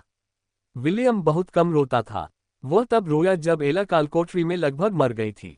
वह तब रोया जब सेलिन ने उसे अपना गुलाम बना लिया, और वह तब और भी ज्यादा रोया जब उन्हें ऐसे शापों से प्रताड़ित किया जा रहा था जिससे वह लगभग पागल हो गया था। एला को नहीं पता था कि विलियम उस रात कितनी देर तक रोया। जब उसने महसूस किया कि उसका शरीर ढीला पड़ गया है, तो एला सहज रूप से समझ गई कि उसका बच्चा रोते रोते सो गया है। फिर उसने उसे अधिक आरामदायक स्थिति में लिटाया और उसके बाद भूसे का एक और ढेर ढूंढने लगी। एला ने घास का ढेर सोते हुए बच्चे के बगल में सरका दिया और उस पर लेट गई। उसने अपने शरीर को अपने बच्चे के करीब किया और बच्चा सहज रूप से उसकी कोमल बाहों में सिमट गया। विलियम की दूसरी मां ने अपने बेटे को स्नेह भरी निगाहों से देखा। उनकी एकमात्र इच्छा थी कि विलियम खुश रहे। एला जानती थी कि विलियम इस समय निराश महसूस कर रहा है, लेकिन उन्हें विश्वास था कि वह इस बाधा को पार कर लेगा। आखिरकार उसी ने तो उसे पाला पोसा था। वह किसी और से बेहतर जानती थी कि जब उसका नन्हा बच्चा गंभीर हो जाता था तो वह कितना अद्भुत हो सकता था। अध्याय 87, पदक्रम और पेशेक भाग 1। जब विलियम ने अपनी आंखें खोली तो उसने खुद को एला के आलिंगन में पाया। उसे इतना आराम और गर्माहट महसूस हुई कि उसका उठने का मन ही नहीं हुआ। इसलिए उसने हमेशा की तरह दिन की शुरुआत करने का फैसला किया।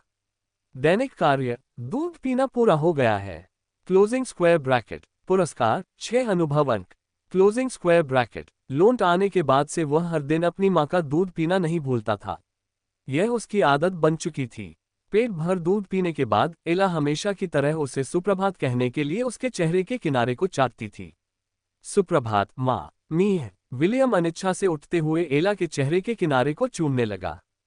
फिर उसने थोड़ा खिंचाव करने के लिए अपने हाथ ऊपर उठाए और धीरे धीरे धरती को अपनी रोशनी से नहलाते सूर्योदय को देखने लगा। पूरी रात रोने के बाद विलियम को हल्कापन महसूस हुआ।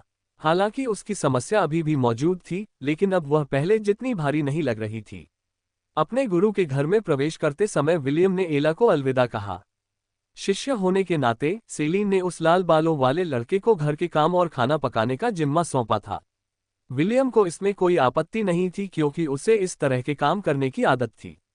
अनाथालय में वापस आकर वह रसोई में मदद करने के लिए सुबह जल्दी उठ जाता था। वह अपने छोटे भाई बहनों के लिए नाश्ता बनाने में चाचियों की मदद करता था क्योंकि उनके पास मदद करने वाले लोग कम थे। 1 घंटे बाद सेलिन आलस से सीढ़ियों से नीचे आए और डाइनिंग टेबल पर एक कुर्सी पर बैठ गई। विलियम के खाने की खुशबू ने उसे नींद से जगा दिया था। नाश्ता 5 मिनट में तैयार हो जाएगा, स्वामी जी। सेलीन विलियम को रसोई में व्यस्त देखती रही। जब उसने विलियम को अपना शिष्य बनाया था तब उसने आलस के मारे उससे खाना बनाने को कहा था। उसने कभी सोचा भी नहीं था कि विलियम का खाना बनाने का हुनर इतना बढ़िया होगा। तब से विलियम आधिकारिक तौर पर उसका निजी रसोइया बन गया था। विलियम जो खाना बनाता था वह वही व्यंजन थे जिनसे वह पृथ्वी पर परिचित था। हालांकि उसके पास सोया सॉस, सिरका और अन्य मसालों जैसी सामग्री की कमी थी, फिर भी वह खाने में जबरदस्त स्वाद भर देता था। सेलीन तो विलियम को खाना पकाने की नौकरी दिलाने में मदद करने वाली कोई कलाकृति ढूंढने के बारे में भी सोच रही थी। उसका विचार सीधा साधा था। अगर विलियम पहले से ही इतना स्वादिष्ट खाना बना सकता है, तो अगर उसे कुछ ऐसे कौशल मिल जाएं जो उसके पाक कौशल को और निखार दें, तो क्या वह और भी स्वादिष्ट नहीं हो जाएगा। दुर्भाग्यवश लोंट में ऐसी कोई कलाकृति नहीं थी, इसलिए सेलीन को अपनी शिष्या को एक पेशेवर शेफ बनाने के अपने सपने को स्थगित करना पड़ा, जो विशेष रूप से उसके लिए खाना बनाएगी। 5 मिनट बाद मेज विलियम द्वारा पकाए गए व्यंजनों से भर गई थी। आज के नाश्ते में विलियम की खास तली हुई चावल, विलियम के पैनकेक, विलियम का सनी साइड अप अंडा, विलियम के सैंडविच और विलियम का शहद में पका हुआ बेकन है। विलियम ने मुस्कुराते हुए कहा, मास्टर, आप इसके साथ क्या पीना चाहेंगे? कॉफी या चाय? सिर्फ सादा पानी चलेगा, सेलीन ने अपनी प्लेट में बेकन और अंडे भरते हुए जवाब दिया। बाकी लोगों के विपरीत सेलीन को नाश्ते में मांस खाना पसंद था। विलियम ने सिर हिलाया और सेलीन के लिए एक गिलास और एक जग पानी ले आया। यह सुनिश्चित करने के बाद कि सेलीन के पास जरूरत की सभी चीजें हैं, विलियम अपनी कुर्सी पर बैठ गया और खुद भी खाने लगा। दोनों ने शांति से भोजन किया क्योंकि सेलीन को खाना खाते समय बात करना पसंद नहीं था। नाश्ता खत्म होने के बाद सेलीन ऊपर चली गई, जबकि विलियम ने मेज साफ की और बर्तन धोए। अपने काम खत्म करने के बाद वह बकरी के बाड़े में लौटा और बकरियों को नदी में स्नान कराने ले गया। पानी पर तैरते हुए विलियम उन कामों के बारे में सोचने लगा जो उसे दिन भर में करने थे। उसकी पहली प्राथमिकता अपने नौकरी के स्तर को बढ़ाने का तरीका खोजना था।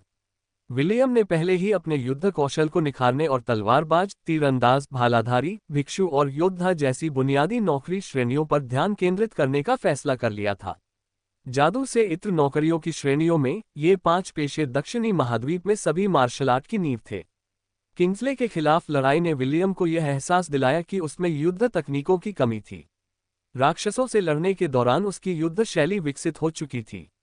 हालांकि मनुष्यों से लड़ना कहीं अधिक कठिन था। वे अधिक बुद्धिमान थे और उनके लड़ने के तरीके जंगली जानवरों से बिल्कुल अलग थे। सिस्टम, क्या आप मुझे बता सकते हैं कि इस दुनिया के लोग कैसे मजबूत बनते हैं? विलियम ने पूछा। मेजबान के प्रश्न का उत्तर देने के लिए क्या आप सरल संस्करण या विस्तृत संस्करण चाहेंगे? सरलीकृत संस्करण कृपया। समझा। Closing square bracket. इस संसार में लोगों के बलवान बनने के 2 तरीके हैं। एक है साधना के माध्यम से, दूसरा है बार बार अभ्यास के माध्यम से। साधना के मार्ग में बलवान बनने का तरीका अधिक से अधिक संसाधन एकत्रित करना है। स्वामी, क्या आप जानते हैं कि इस संसार में जन्म लेने वाले प्रत्येक व्यक्ति का एक प्रतिभा स्तर होता है? हाँ, विलियम ने उत्तर दिया। प्रतिभा के grade A, D, C, B, A, S और परफेक्ट ग्रेड हैं। सही। मैं पहले एक उदाहरण दूंगा। एक जादूगर के लिए अपनी जादुई शक्ति बढ़ाने का सबसे तेज तरीका जादुई क्रिस्टल का उपयोग करना है। जादूगरों की शक्ति रैंकिंग को सकल कहा जाता है। सबसे निचला सकल पहला होता है, जबकि सबसे ऊंचा सकल 10वां होता है। प्रत्येक चक्र में 10 चरण होते हैं। जादूगर 10वें चरण को पार करने के बाद ही अगले चक्र में प्रवेश कर सकता है। मेजबान, क्या आप मेरी बात समझ रहे हैं? हाँ, विलियम ने जवाब दिया। जानकारी की झड़ी लगा दो। लेखक का नोट, के। सबसे निम्न स्तर का प्रतिभा ग्रेड A एक जादूगर को प्रथम मंडल के शिखर तक पहुंचने की अनुमति देता है। जब तक वे अपना ग्रेड बढ़ाने का कोई तरीका नहीं खोज लेते, तब तक वे जीवन भर द्वितीय मंडल में आगे नहीं बढ़ पाएंगे। D ग्रेड की प्रतिभा जादूगर को दूसरे चक्र तक पहुंचने की अनुमति देती है। C ग्रेड की प्रतिभा उन्हें तीसरे चक्र तक पहुंचने की अनुमति देती है। B ग्रेड की प्रतिभा थोड़ी अलग है क्योंकि यह उन्हें 5वें चक्र तक पहुंचने की अनुमति देती है।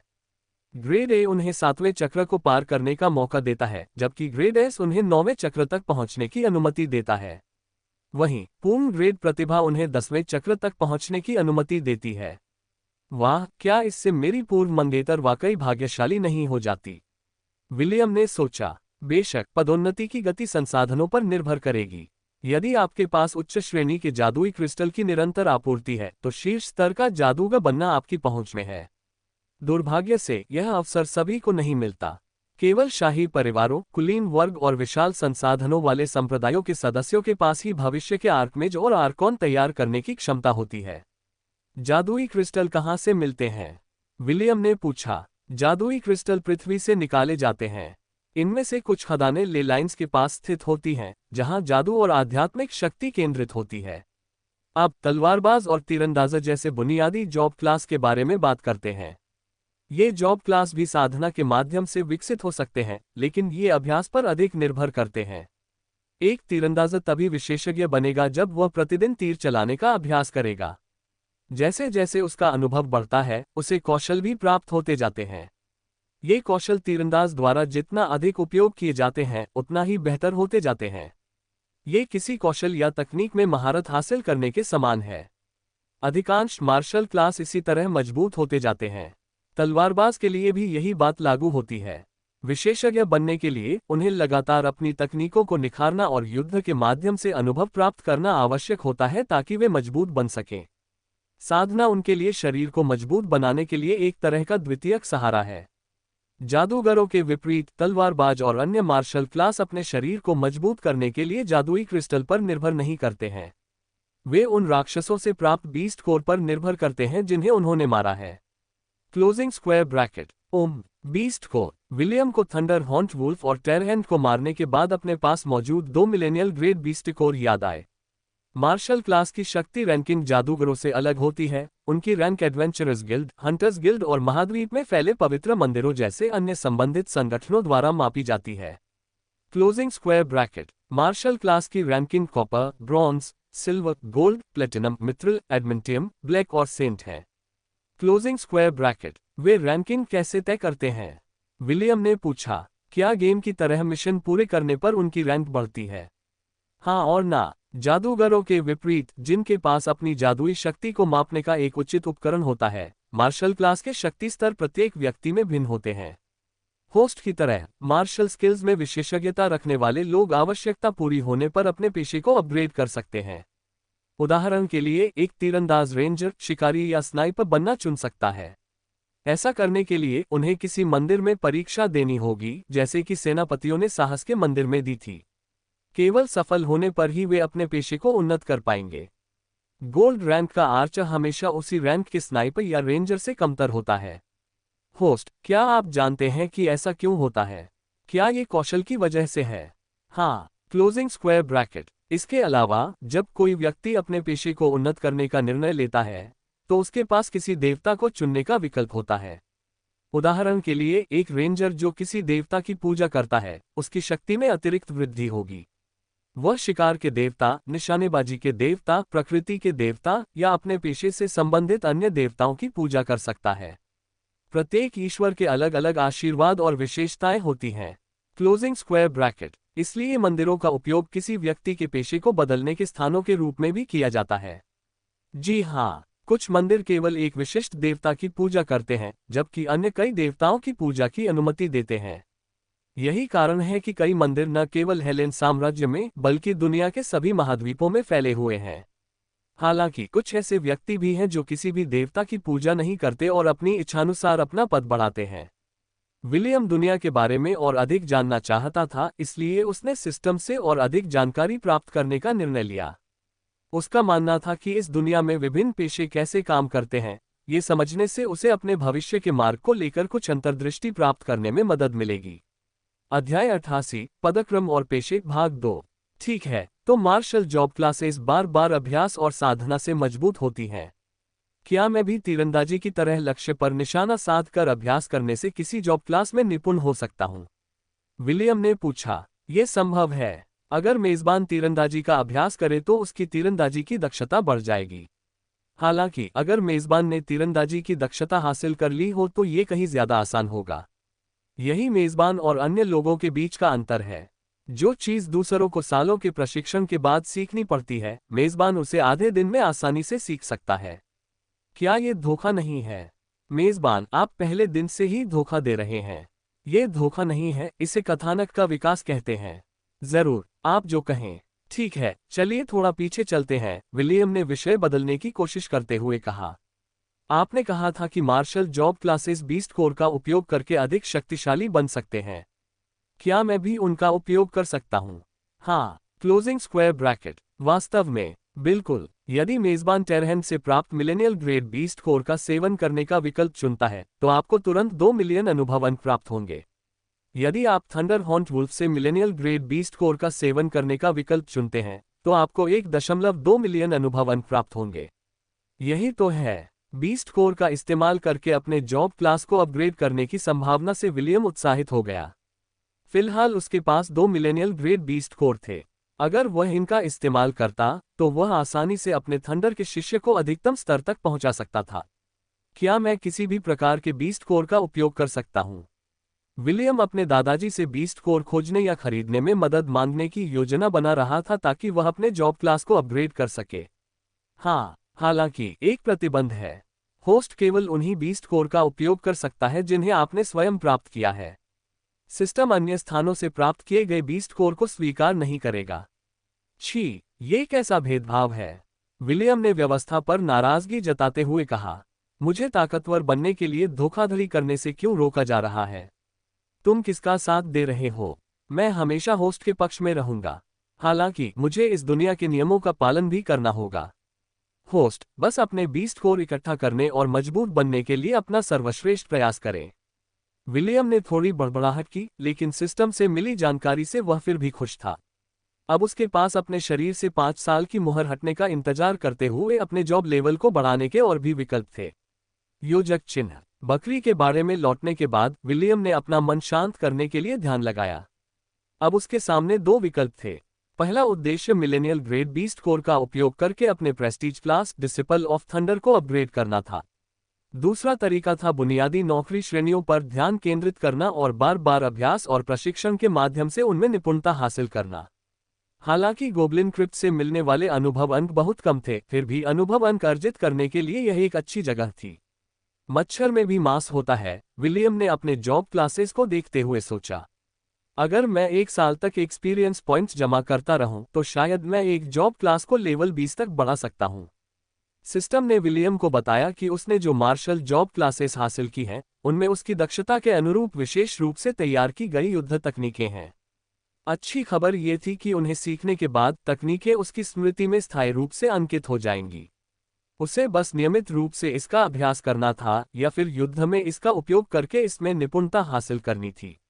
उसके स्वॉर्ड्समैन क्लास में swift blade sword art basic कौशल था।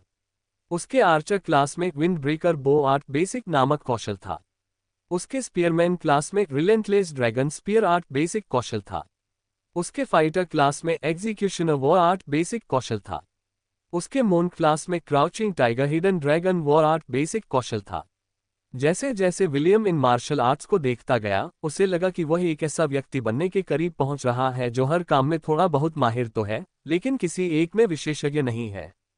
कुछ देर की मशक्कत के बाद विलियम ने अपने थंडर स्किल ट्री के शिष्य को खोला और यह जांचने की कोशिश की कि क्या यह एक ऐसी जॉब क्लास है जो माना पर बहुत अधिक निर्भर करती है। जैसा कि उम्मीद थी, ये जॉब क्लास जादुई शक्ति पर बहुत अधिक निर्भर करती है। विलियम ने प्रेस्टीज क्लास के सभी कौशल पढ़ते हुए आह भरी।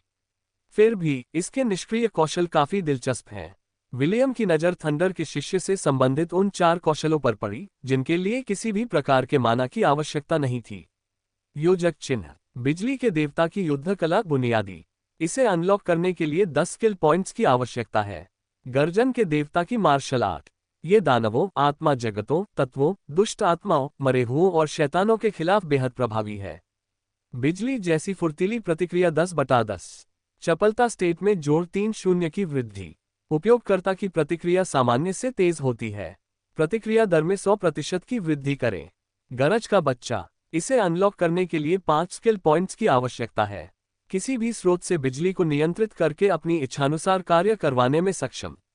स्वर्गीय प्रेतवाद गति तकनीक बुनियादी। इसे अनलॉक करने के लिए 5 स्किल पॉइंट्स की आवश्यकता है। गर्जन के देवता की चाल तकनीक। योजक चिन्ह। यदि विलियम अपने मिलेनियल ग्रेड बीस्ट कोर का उपयोग करता, तो वह डिसाइपल ऑफ थंडर को उसके अधिकतम स्तर तक बढ़ा सकता था। हालांकि वह इस जॉब क्लास के शक्तिशाली आक्रमणकारी कौशलों का उपयोग नहीं कर पाता, फिर भी इसके 4 निष्क्रिय कौशलों ने विलियम का ध्यान आकर्षित किया। William lightning God war art और हेवनली फैंटम मूवमेंट टेक्निक को हासिल करने के लिए बेहद उत्सुक था। इन दोनों कौशलों को प्राप्त करने के बाद वह गोब्लिन क्रिप्ट के अंदर धीरे धीरे इनमें महारत हासिल कर लेगा।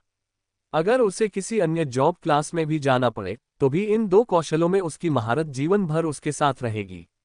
इसके अलावा वह लाइटनिंग रिफ्लेक्सेस और चाइल्ड ऑफ थंडर स्किल को अपने स्थायी स्किल स्लॉट में आसानी से जोड़ सकता था। स्थिति के अनुसार इन दोनों स्किल्स को आपस में बदला जा सकता था। चाइल्ड ऑफ थंडर की खास बात यह थी कि विलियम किसी भी स्रोत से बिजली की शक्ति का उपयोग कर सकता था। इसका क्या मतलब था? इसका मतलब था कि वह बिजली के तूफान को नियंत्रित कर सकता था और उसका इस्तेमाल अपने दुश्मनों पर बिजली गिराने के लिए कर सकता था। अपनी जादुई शक्तियां खो चुके बेचारे विलियम के लिए यह एक बहुत ही लुभावना अवसर था। विलियम द्वारा अपना निर्णय अंतिम रूप देने में 3 घंटे का समय लग गया। सिस्टम, मैं टेरहेंट के मिलेनियल ग्रेड बीस्ट कोर का उपभोग करना चाहती हूँ। सभी अनुभव अंक थंडर के शिष्य में डाल दें। योजक चिन्ह स्वीकार किया गया। Closing square bracket, millennial grade beast core का उपभोग करना। अनुभव अंक स्थानांतरित किए जा रहे हैं। डिंग, उत्कृष्ट श्रेणी के थंडर के शिष्य ने अपना अधिकतम स्तर प्राप्त कर लिया है। क्लोजिंग स्क्वायर ब्रैकेट, क्या आप अगली जॉब क्लास में पदोन्नत होना चाहेंगे? हाँ, नहीं। योजक चिन्ह, अगली जॉब क्लास में आगे बढ़ो। विलियम ने आदेश दिया। योजक चिन्ह, डिंग, आप सफलतापूर्वक थंडर के राजकुमार के पद पर आसीन हो गए थे। एक राजकुमार जो बिजली और गरज की शक्ति का उपयोग करने के लिए पैदा हुआ था। लाइटनिंग मैजिक की प्रभावशीलता में 50% की वृद्धि हुई। मेजबान ने ये कौशल सीख लिया है, गर्जन देवता का क्रोध। योजक चिन्ह, विलियम को अपनी नई शक्तियों का प्रभाव तुरंत महसूस हुआ। यह अनुभूति इतनी सुखद थी कि वह उस आनंदमय अनुभूति में डूबने के लिए अपनी आंखें बंद करने से खुद को रोक नहीं पाया। ऐसा लगा मानो उसके दिल में दबी सारी पीड़ा और निराशा उसकी नई शक्तियों से धुल गई हो। जब विलियम ने अपनी आंखें खोली तो उसकी आंखों के सामने बिजली की एक तेज चमक कौंधी, मानो उसे बिजली की शक्ति से नया जीवन मिल गया हो। विलियम हंसा। वह जोर से हंसा। उसके बगल में खड़ी एला ने उसे कोमल निगाहों से देखा। वह समझ गई थी कि उसके बच्चे ने आखिरकार अपना रास्ता खोज लिया है और अवसाद से बाहर निकल आया है। विलियम अपनी खुशी को सबके साथ बांटना चाहता था, इसलिए उसने जल्दी से अपनी मां को गले लगा लिया। फिर उसने उसके गालों पर बार बार चुंबन किए और उसके बाद बाकी बकरियों की ओर दौड़कर उन्हें भी गले लगाया और चूमा। उस दिन लोन्ट नामक छोटे से कस्बे में विलियम का असली प्रशिक्षण शुरू होने वाला था। अध्याय 89, कालकोटरी विजेता भाग 1। दादाजी, मैं और मजबूत बनना चाहता हूं, विलियम ने गंभीर भाव से कहा।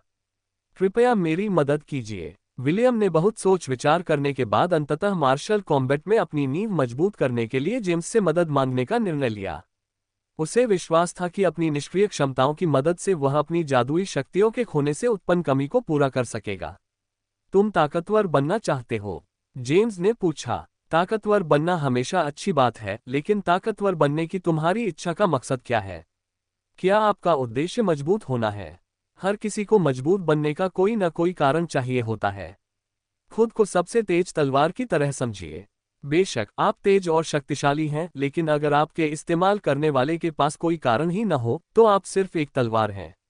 एक ऐसा हथियार जिसका कोई उद्देश्य न हो, वह खाना पकाने के लिए इस्तेमाल होने वाले रसोई के चाकू के मुकाबले कुछ भी नहीं है।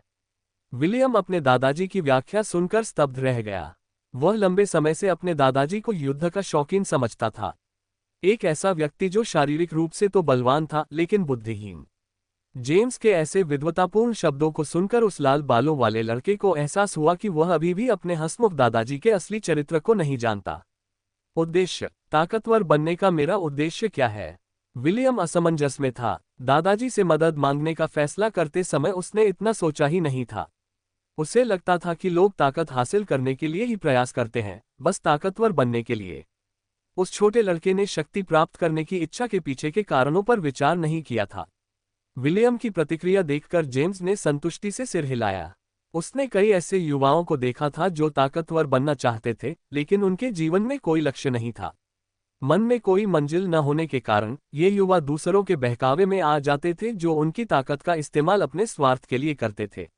जेम्स नहीं चाहता था कि उसका पोता किसी और की कठपुतली बन जाए। वह चाहता था कि विलियम अपनी किस्मत का खुद मालिक बने और उस रास्ते पर चले जो उसे जीवन में अपने लक्ष्य हासिल करने में मदद करे। जब तुम्हें अपना जवाब मिल जाए तो मेरे पास वापस आना, जेम्स ने विलियम के कंधे पर थपथपाते हुए कहा। जब तुम्हें आखिरकार अपना मकसद मिल जाएगा तो मैं वादा करता हूं कि मैं तुम्हें वह शक्ति हासिल करने में हर संभव मदद करूंगा जिसकी तुम्हें तलाश है। तब तक ध्यान से सोचो। विलियम ने सिर हिलाया और बिना किसी मंजिल का इरादा किए अपने दादाजी के कमरे से निकल गया। जल्द ही वह खुद को लोंट के ऊपर स्थित पहाड़ी पर पाया। जब वह मंदिर जाने के लिए अपने गृहनगर से निकला तो उसकी मुलाकात एस्ट, इयान, इसहाक, हरमन और नाना से हुई। उन्होंने उसे याद दिलाया कि लोंट दक्षिणी महाद्वीप के भीतर धूल का एक छोटा सा कण मात्र है। हेस्टिया की विशाल दुनिया में कई राज्य और साम्राज्य मौजूद हैं। इससे विलियम को बहुत छोटा महसूस हुआ, मानो वह अरबों लोगों से भरी दुनिया में एक तुच्छ लड़का हो। समुद्र तट पर पड़ा एक रेत का कण और तारों भरे आकाश में एक तारा। इस विशाल दुनिया में जहां प्रतिभाशाली और विशेषज्ञ लोग मनुष्यों को देवताओं की तरह देखते हैं, उसके जैसा छोटा लड़का क्या हासिल कर सकता है। उसी क्षण विलियम की नजर अपनी उंगली में पहनी अंगूठी पर पड़ी। विजय की अंगूठी। विलियम ने अनमने ढंग से उस अंगूठी को देखते हुए बुदबुदाया जिससे सब कुछ शुरू हुआ था। अगर यह अंगूठी न होती तो विलियम गोब्लिन क्रिप्ट में प्रवेश न कर पाता और शैपर्ड जॉब क्लास को अनलॉक न कर पाता। हो सकता है कि उसका जीवन अब तक के जीवन से बिल्कुल अलग होता। अचानक उसे यह बात समझ में आई। यह अंगूठी उसके पिता की थी। उसके पिता की मृत्यु हो जाने के कारण उसकी मां के पास उसे सुरक्षित रखने के लिए सिल्वरमून महाद्वीप से दूर भेजने के अलावा कोई विकल्प नहीं था। वह उसे किससे बचाना चाहती थी? उसके पिता की मृत्यु के पीछे क्या परिस्थितियां थीं? उसे अपनी मां से अलग होने की आवश्यकता क्यों पड़ी? विलियम ने बचपन में इन सवालों के बारे में सोचा था, लेकिन उसने बड़े होकर जवाब मिल जाएगा कहकर इन्हें टाल दिया था। उसने इस बारे में ज्यादा नहीं सोचा, लेकिन अब जब वह अपने जीवन में जो करना चाहता है उसके बारे में सोच रहा था तो उसका ध्यान उस रहस्य पर केंद्रित हो गया जिसने उसके बचपन को परेशान कर रखा था। लाल बालों वाला लड़का जल्दी से पहाड़ी से उतरकर घर लौट आया। उसका मकसद अपने दादा जेम्स से बीते समय की घटनाओं के बारे में पूछना था। वह अपनी असली पहचान और अपने माता पिता की पहचान के बारे में सच्चाई जानना चाहता था। वह सीधे अपने दादाजी के कमरे में गया, लेकिन वह खाली था। विल, क्या तुम अपने दादाजी को ढूंढ रहे हो? हेलेन ने झाड़ू लिए उसके पीछे चलते हुए पूछा। चाची, क्या आपको पता है दादाजी कहाँ हैं? विलियम ने पूछा। मास्टर कुछ बातों पर चर्चा करने के लिए ओवन के घर गए थे, हेलेन ने उत्तर दिया। धन्यवाद। विलियम ने हेलेन को जल्दी से गले लगाया और ओवन के घर की ओर चल दिया। एला और विलियम के झुंड के बाकी जानवर इस समय लोंट की अन्य बकरियों और भेड़ों के साथ घाटी में थे। बकरियों को अपने चरागाह में लौटे काफी समय हो गया था और विलियम ने उन्हें घाटी में जाने की अनुमति देने का फैसला किया ताकि वे उस ताज़ी घास को चर सके जो बीस्ट टाइड के समय से बहुतायत में उगी थी। एला वहां उनकी निगरानी के लिए मौजूद थी ताकि अगर कोई अप्रत्याशित घटना हो जाए तो वह स्थिति को संभाल सके। जैसा कि हेलेन ने उसे बताया था, जेम्स सचमुच ओवन के घर के अंदर था। दोनों बूढ़े आदमी एक बोतल रेड वाइन साझा कर रहे थे जिसे ओवन ने कई सालों से अपने वाइन सेलर में रखा हुआ था। विलियम को थोड़ा अजीब लग रहा था क्योंकि वह उन दोनों आदमियों के बीच बैठा था जो रेड वाइन पी रहे थे और मेमने के सॉसेज खा रहे थे। क्या तुम्हें ताकतवर बनने का अपना मकसद मिल गया है? जेम्स ने पूछा। तुम खुलकर बात कर सकते हो। ओवन राज रखना जानता है और मेरा यहाँ आने का मकसद इस बूढ़े को तुम्हारी ट्रेनिंग में मदद करने के लिए मनाना है। तुम किसे बूढ़ा कह रहे हो? ओवन गुस्से से बोला। तुम यहाँ मेरी शराब पीने और मेरे सॉसेज खाने आए हो और मुझे बूढ़ा कहने की हिम्मत करते हो। क्या तुम चाहते हो कि मैं तुम्हें पीट दूं?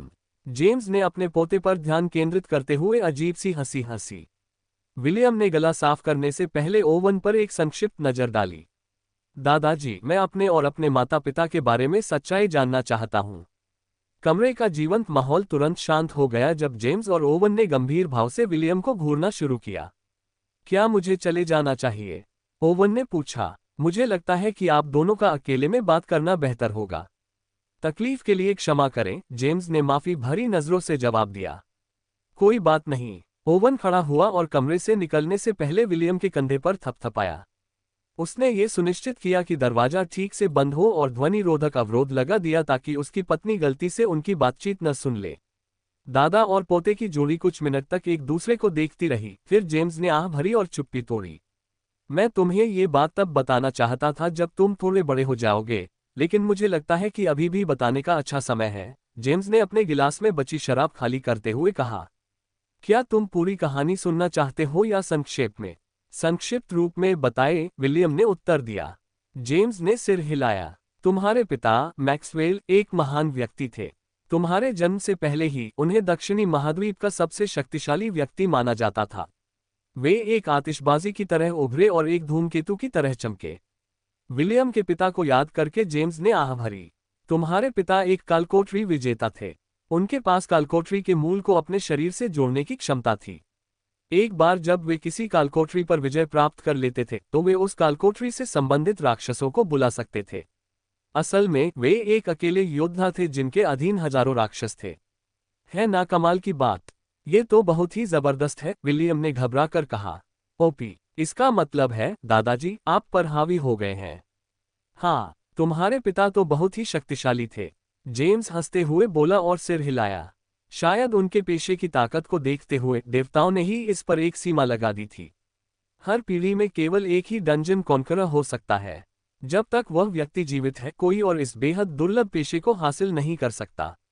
विलियम ने कल्पना की कि वह एक अजगर के सिर पर बैठा है और उसके नेतृत्व में राक्षसों की सेनाएं धरती पर विजय प्राप्त कर रही हैं। यह दृश्य उसे पृथ्वी पर देखी गई काल्पनिक फिल्मों के भव्य युद्धों जैसा लग रहा था। विलियम का मन कर रहा था कि वह सिस्टम से पूछे कि डंजन कॉन्करर जॉब क्लास प्राप्त करने के लिए क्या आवश्यकताएं हैं। जेम्स को नहीं पता था कि विलियम क्या सोच रहा है और उसने अपनी कहानी जारी रखी।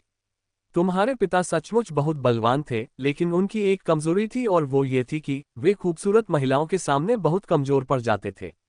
उस समय एल्स दानव राजा के खिलाफ लड़ाई हार रहे थे, जो सिल्वरमून महाद्वीप पर कब्जा करने पर तुला हुआ था।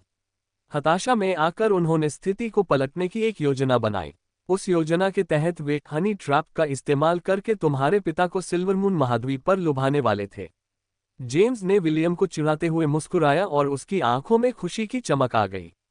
अंदाजा लगाओ वह कौन सी महिला थी जिसे तुम्हारे पिता को हनी ट्रैप करने के लिए इस्तेमाल किया गया था। बेशक सिल्वरमून महाद्वीप की सबसे खूबसूरत महिला के अलावा और कोई नहीं हो सकता, विलियम ने घमंडी अंदाज में अपनी ठुड्डी ऊपर उठाते हुए कहा। मेरी माँ, तुम सही कह रहे हो और एल्विन परिषद को आज तक अपने इस फैसले पर पछतावा है। जेम्स की हंसी कमरे में गूंज उठी, मानो वह उन लंबे कानों वाले कमीनों का मजाक उड़ा रहा हो जिन्होंने सोचा था कि वे अपनी योजनाओं से उसके बेटे को मात दे सकते हैं। अध्याय 90 कालकोठरी विजेता भाग 2। तुम्हारी माँ आवन एल्फ जाति की संत है, जेम्स ने मुस्कुराते हुए कहा। वह विश्व वृक्ष की संरक्षक है और उनका अधिकार एल्फ परिषद के बराबर है। जब परिषद ने उनसे तुम्हारे पिता को बहकाने की विनती की तो वह मान गईं। हालांकि आवन का तुम्हारे पिता से शादी करने का कोई इरादा नहीं था। उनकी योजना सिर्फ तुम्हारे पिता का इस्तेमाल दानवों के आक्रमण का मुकाबला करने के लिए करना था और फिर एल्फ भूमि से आक्रमणकारियों को खदेड़ने के बाद उन्हें भरपूर इनाम देना था। लेकिन उन्हें यह उम्मीद नहीं थी कि तुम्हारे पिता मैक्सवेल न केवल कालकोठरियों को जीतने में माहिर थे बल्कि महिलाओं के दिलों को जीतने में भी माहिर थे। जेम्स एक बार फिर हंसते हुए रुका। भले ही तुम्हारी माँ एक उच्च एल्फ और दृढ़ निश्चयी महिला थी, फिर भी वह एक ऐसी युवती थी जिसने कभी प्रेम का अर्थ नहीं जाना था। मैक्सवेल मूर्ख नहीं था, वह जानता था कि एल्फ क्या योजना बना रहे हैं, लेकिन वह तुम्हारी माँ के प्यार में बुरी तरह पड़ गया था। जैसा कि मैंने कहा, मेरे बेटे को खूबसूरत महिलाओं के प्रति आकर्षण था और तुम्हारी माँ उसके जीवन में देखी गई सबसे खूबसूरत महिला थी। विलियम जेम्स की कहानी सुनाने की कला से मंत्रमुग्ध हो गया था और कहानी के आगे बढ़ने का बेसब्री से इंतजार कर रहा था। राक्षस सेना पर जवाबी हमला करने की योजना बनाने से 3 दिन पहले मैक्सवेल चुपके से उस पवित्र उपवन में घुस गया जहां विश्व वृक्ष और तुम्हारी मां निवास करते थे। एल्वेन परिषद को यह नहीं पता था कि आवन पहले ही तुम्हारे पिता के आकर्षण में पड़ चुकी थी और उसने गुप्त रूप से उसे वह गुप्त मार्ग बता दिया था जिससे वह पहरेदारों की नजर में आए बिना पवित्र उपवन में प्रवेश कर सके। वहां दोनों ने प्रेम भरी रात बिताई। आवन ने खुद को मैक्सवेल के हवाले कर दिया और मैक्सवेल ने उसे अपने प्यार में पड़ने के लिए जिम्मेदारी ली। मूल योजना में ऐसा नहीं होना था। सेंटनी को अपना शेष जीवन केवल विश्व वृक्ष को समर्पित करना था। बेशक इसका मतलब यह नहीं है कि सेंटनी शादी नहीं कर सकती और बच्चे पैदा नहीं कर सकती। वह ऐसा कर सकती है, लेकिन जैसा कि मैंने कहा, यह एल्विन परिषद की योजना का हिस्सा नहीं है क्योंकि एक सेंटनी एक बहुत ही सख्त नियम से बंधी होती है। जो पुरुष उसकी पवित्रता भंग करता है वही जीवन भर उसका एकमात्र प्रेमी रहेगा। विश्व वृक्ष के जन्म के समय से प्रथम संरक्षक द्वारा निर्धारित इस नियम को एल्विन परिषद भी नहीं बदल सकती। उस समय एल्फ परिषद का प्रमुख अपने बेटे का विवाह आवन से करने की योजना बना रहा था।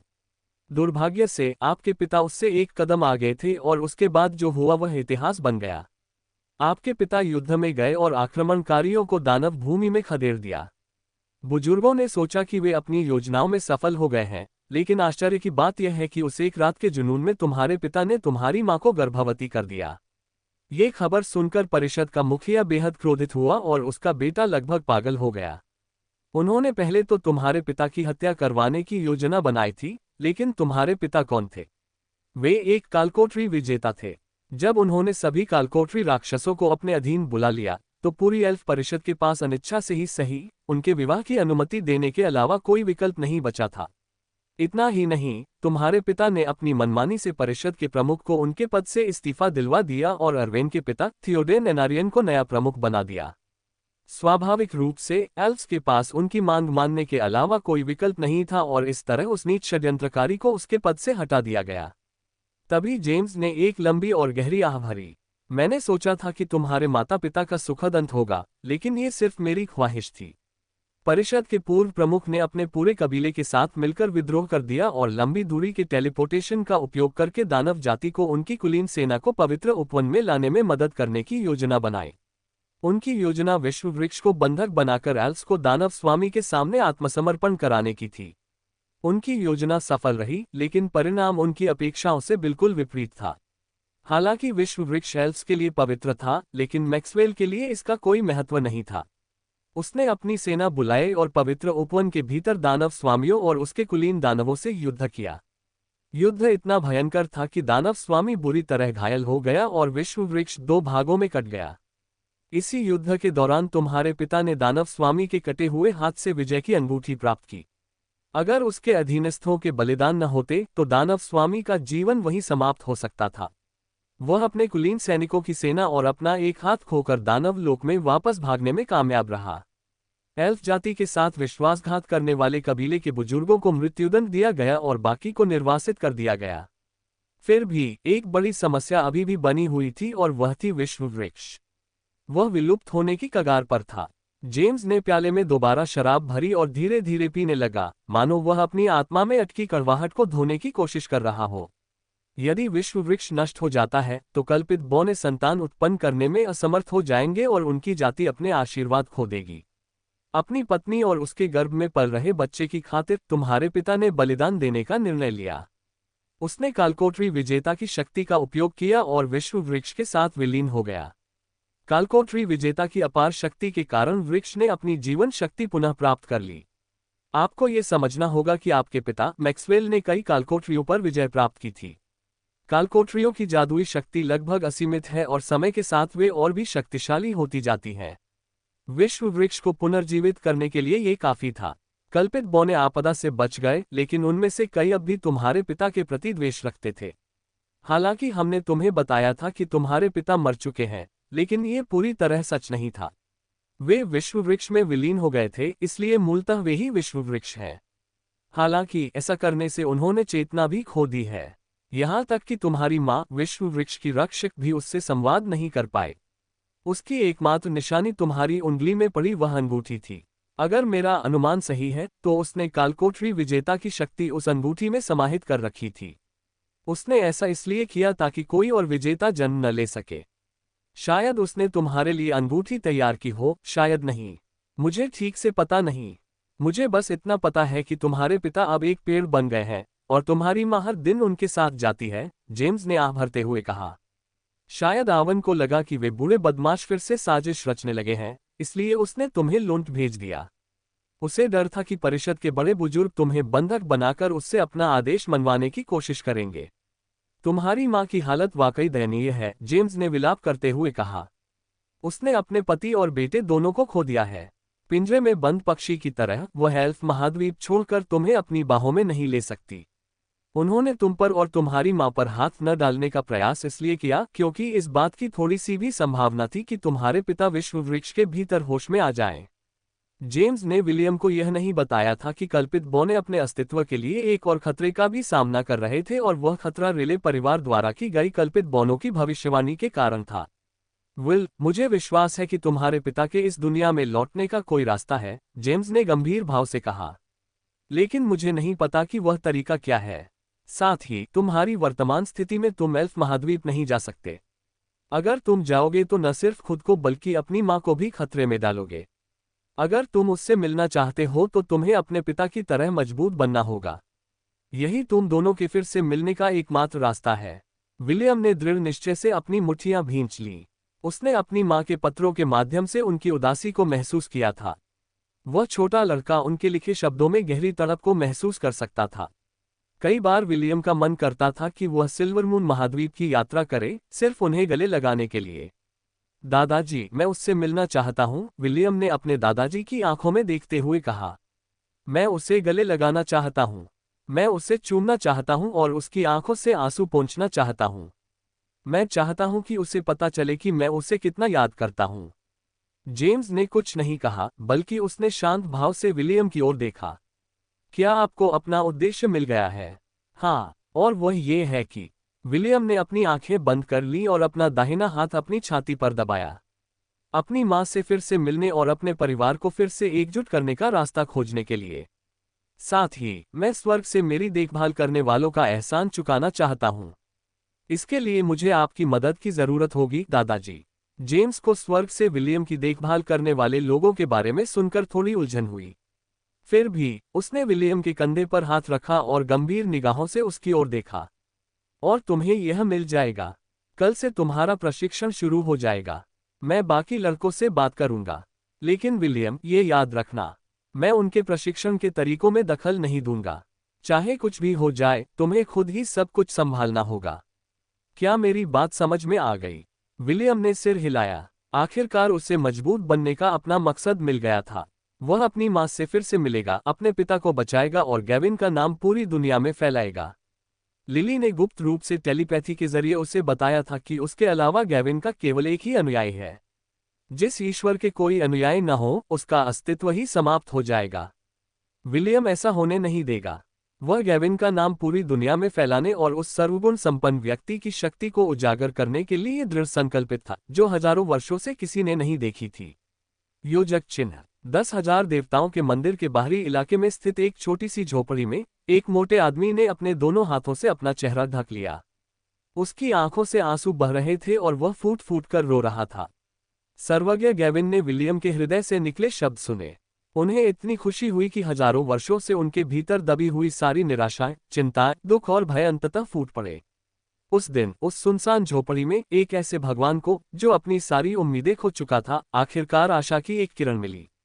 आगे की कहानी सुनाने के लिए वीके स्टोरी वर्ल्ड को सब्सक्राइब करो।